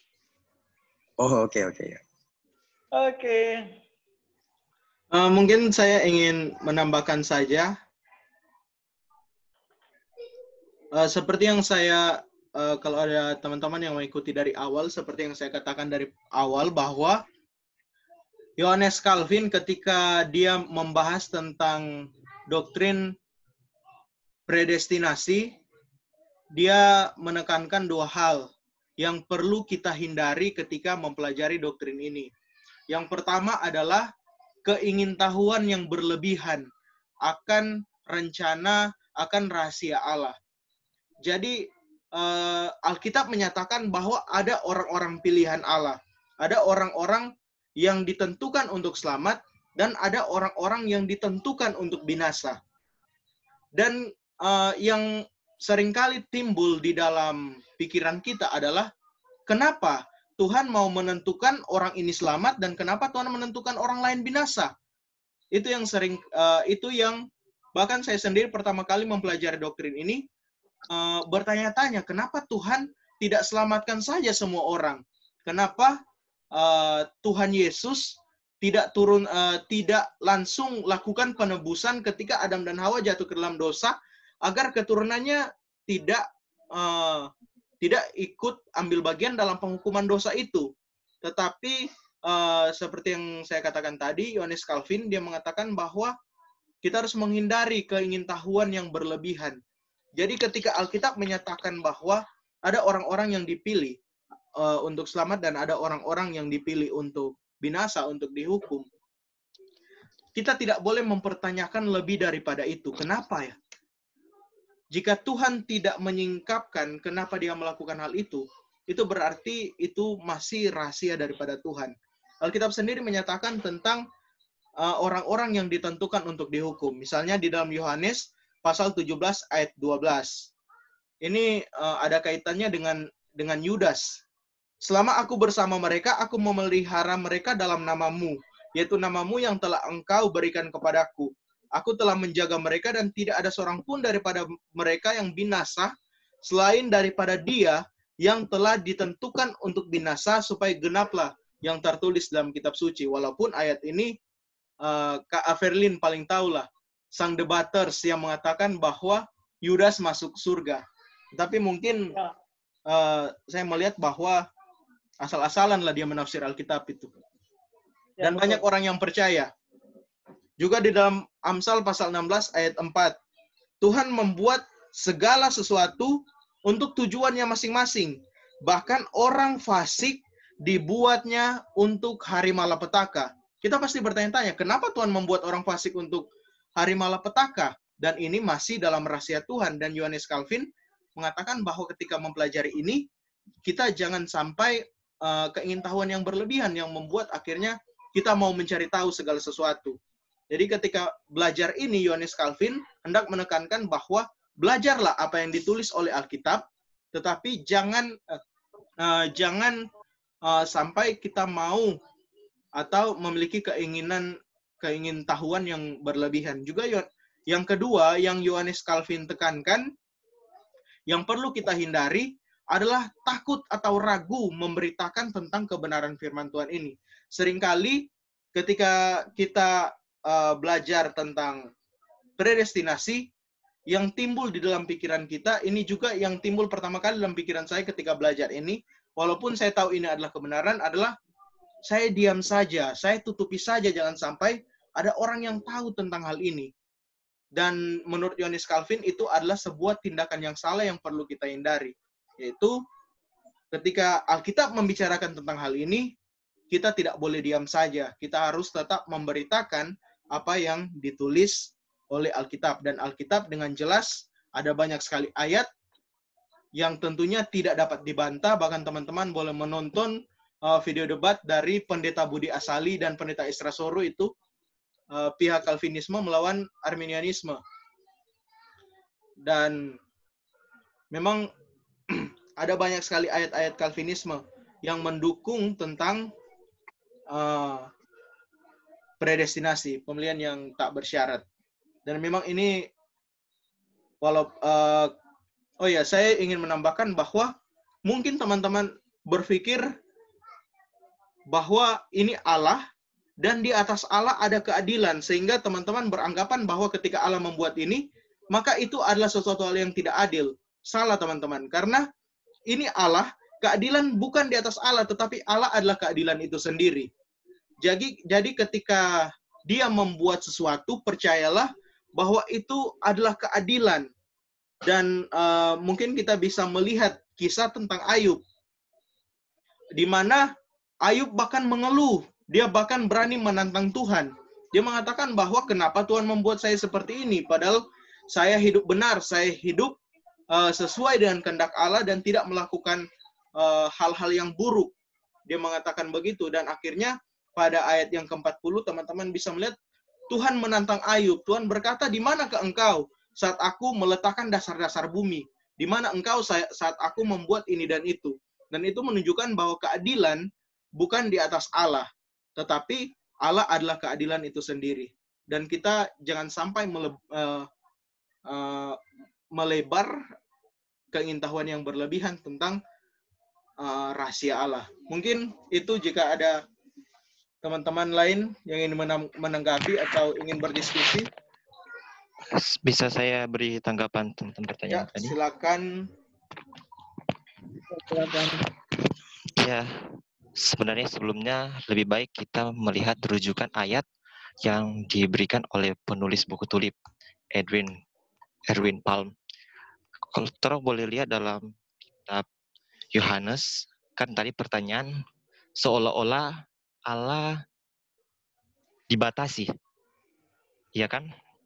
Terus boleh lihat dalam Yohanes pasal 10 ayat 14 dan 15. Di situ dikatakan bahwa sama seperti Bapa mengenal aku dan aku mengenal Bapa, dan aku memberikan nyawaku bagi domba-dombaku. Nah, di sini ada kata domba-dombaku. Ku di sini mengarah kepada Yesus sendiri.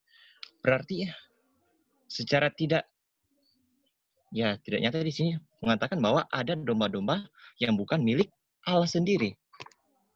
Dan yang kedua, kita boleh melihat rujukan ayat dalam Kisah Para Rasul pasal yang ke-13 ayat yang ke-48 berbunyi, "Mendengar itu, bergembiralah semua orang yang tidak mengenal Allah, dan mereka memuliakan firman Tuhan. Dan semua orang yang ditentukan Allah untuk hidup yang kekal menjadi percaya." Nah, di sini orang sangat jelas ya, bahwa memang tidak semua mendapatkan predestinasi oleh Allah sendiri. Allah tidak menyelamatkan semua, tapi siapa yang telah ditentukannya. Dan kalau orang bisa melihat bahwa yang ditentukan Allah itu adalah orang yang percaya. Sini orang boleh lihat seperti yang saya katakan tadi dalam Kisah Para Rasul 12 ayat yang ke-48 tersebut. Jadi saya mau menyarankan bagi kedua pembicara bahwa alangkah baiknya disertakan juga ketika menjawab ayat-ayat referensi atau ayat-ayat yang merujukan dari penulis tersebut. Dan karena saya setuju, yang pertama saya ingin mengatakan bahwa banyak orang belajar Tulip tapi telah melenceng karena mereka tidak tahu pengajaran Calvinis tentang Tulip ini mengarah ke arah mana.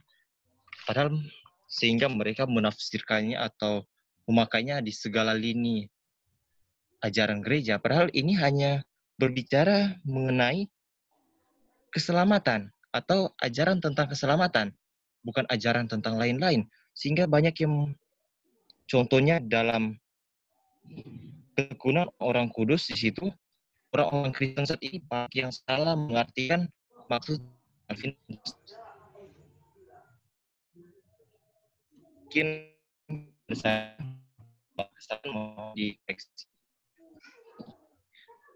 Ya, oke, Saudara Leru.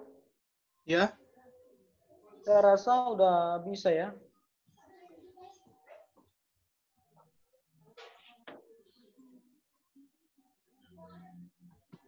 bagaimana moderator?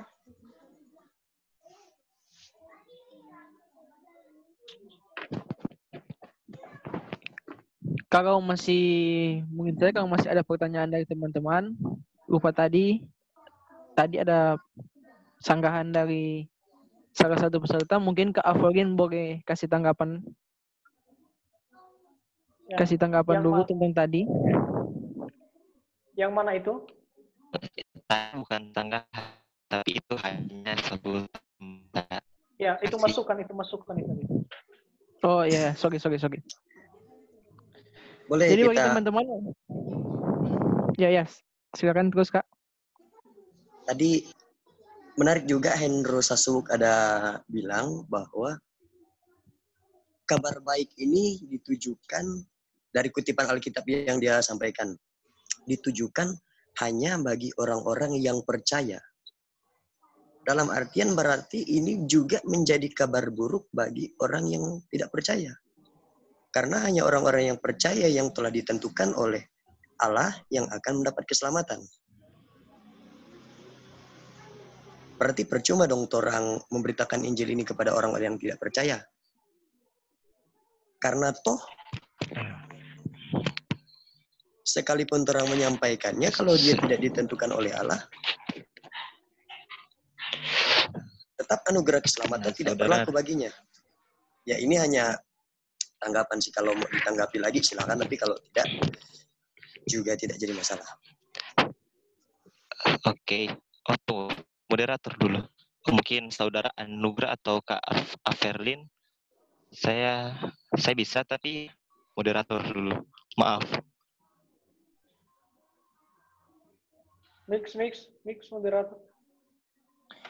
Iya. Silakan kepada Kak Avelin atau saudara-saudara lain yang mau kasih tanggapan. Hendro silakan kalau mau menanggapi. Dipersilakan. Oke, Tidak apa-apa ini mendahului para pembicara. Tidak apa-apa, diskusi Kak. Oke. Nah, Saudara Julius Randa mengatakan bahwa ini merupakan kabar buruk bagi orang-orang yang tidak percaya, maka percuma kita menginjil bagi orang-orang yang tidak percaya. Nah kan tujuan kita menginjili ya salah satunya untuk membuat mereka juga untuk percaya kepada Kristus, membawa mereka kepada keselamatan tersebut. Bisa jadi mereka termasuk dalam salah satu orang yang dalam predestinasi Tuhan. Tidak ada yang mengetahui siapa yang masuk dalam predestinasi Tuhan. Hanya dikatakan bahwa yang termasuk adalah orang-orang percaya. Dan kita tidak mengetahui jalan kehidupan kedepannya orang yang tidak percaya tersebut. Bisa jadi di akhir hidupnya atau di waktu-waktu yang akan datang, dia akan menjadi orang yang percaya. Kan contoh saja, orang yang percaya tidak betul-betul juga adalah orang yang percaya. Seperti halnya Yudas. Banyak orang berkata bahwa Yudas itu masuk surga.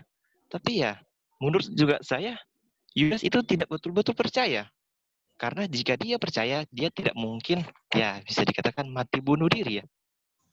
Karena kalau dia mati bunuh diri, otomatis dia tidak percaya akan Tuhan. Dan saya percaya juga bahwa Yudas itu ya tidak masuk dalam kerajaan surga atau dia tidak masuk dalam predestinasi oleh Tuhan. Mungkin begitu jawaban menurut hemat saya. Dipersilakan bagi kedua pembicara, mungkin ada kesalahan. Terima kasih. Ya, dipersilakan kepada Kak Avelin, apakah ada tambahan atau saudara Anugrah kasih tambahan? Ya, kalau menurut saya setuju dengan saudara sama Mas Hendro ya. Karena tugas kita itu menginjil, pemberian iman atau pemilihan itu tugasnya Tuhan.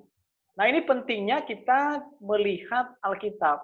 John Piper itu berkata begini, John Piper kan seorang Calvinisme yang percaya predestinasi, dia berkata begini, penginjilan adalah tugasnya manusia, sedangkan pemberian iman adanya tugasnya Allah.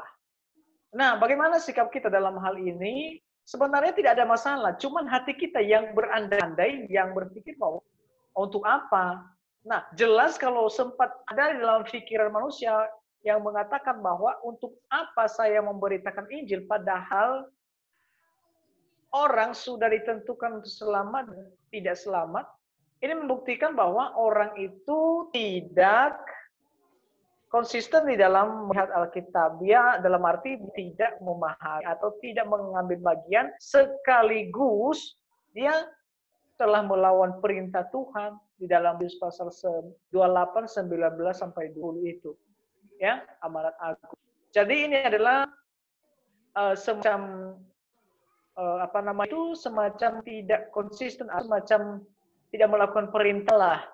Nah, sebenarnya tidak masalah demikian kalau kita memahami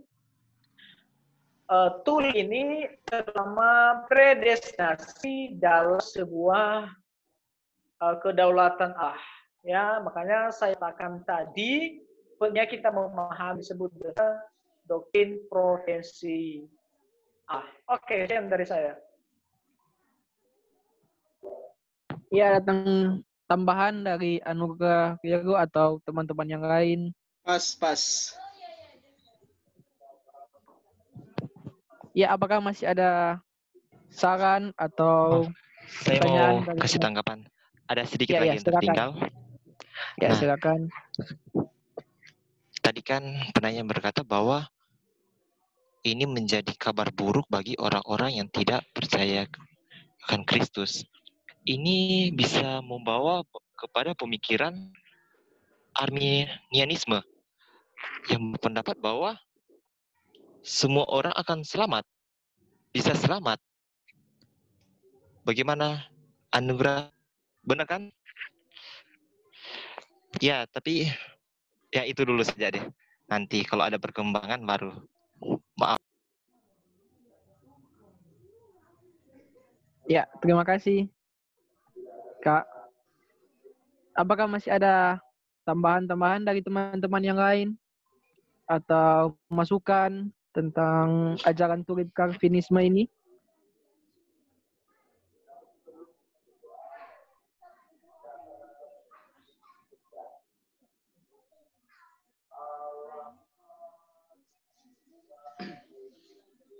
Ya, bagaimana dengan dua Bisa pembicara? kes- Iya. Ya, silakan Kak. Silakan.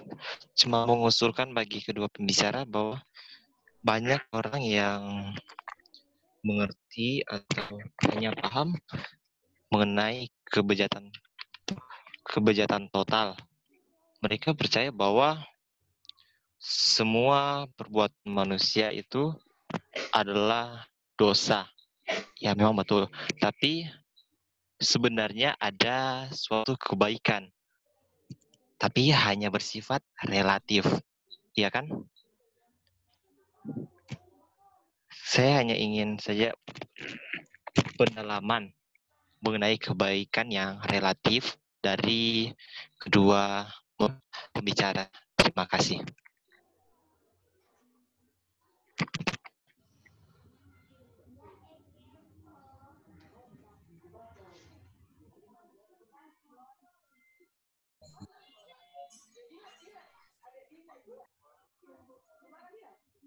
Moderator. Ya, dipersilakan kalau ada tanggapan-tanggapan yang lain.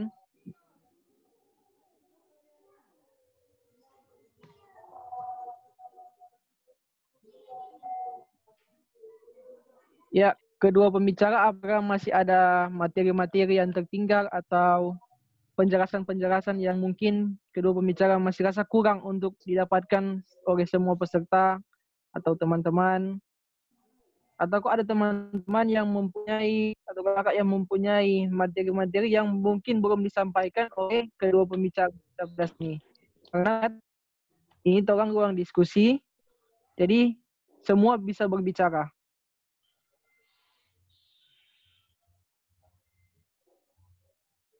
Iya. Mungkin Kalau sudah tidak bisa ada, dilanjutkan nanti pada kesempatan dan waktu-waktu berikutnya. Ya. Ya, jadi kepada Kak Avelin dan Saudara Anugrah dan teman-teman serta kakak yang telah mengikuti diskusi ini, kita akan menutup diskusinya dengan doa. Untuk dari itu, mari kita satu dalam doa, kita berdoa. Allah Bapa yang dalam kerajaan surga, terima kasih banyak Tuhan, berkat tuntunan tangan kasih-Mu sungguh baik bagi kehidupan kami semua. Kami telah menyelesaikan diskusi seputar turib dalam Calvinisme. Kiranya apa yang telah kami pelajari, apa yang telah kami dengarkan tadi, kami boleh menjadi seorang yang lebih percaya kepadamu dalam melaksanakan firman-firman-Mu dalam Alkitab. Berkatilah kami semua Tuhan, semua lepas pribadi Engkau berkati kami semua dalam tugas dan tanggung jawab kami dalam mengajarkan kebenaran firman Tuhan. Berkatilah kedua pembicara, Kak Avelin, Saudara Anugrah, bahkan pun semua peserta yang telah mengikuti. Inilah yang telah menjadi doa dan permohonan kami. Dalam nama Tuhan Yesus kami sudah berdoa. Amin. Amin, oke. Terima kasih semuanya sudah mengikuti kita pada saat ini. Shalom. Ya, shalom. Shalom. Semangat terus ya. Shalom. Siap. Ikut.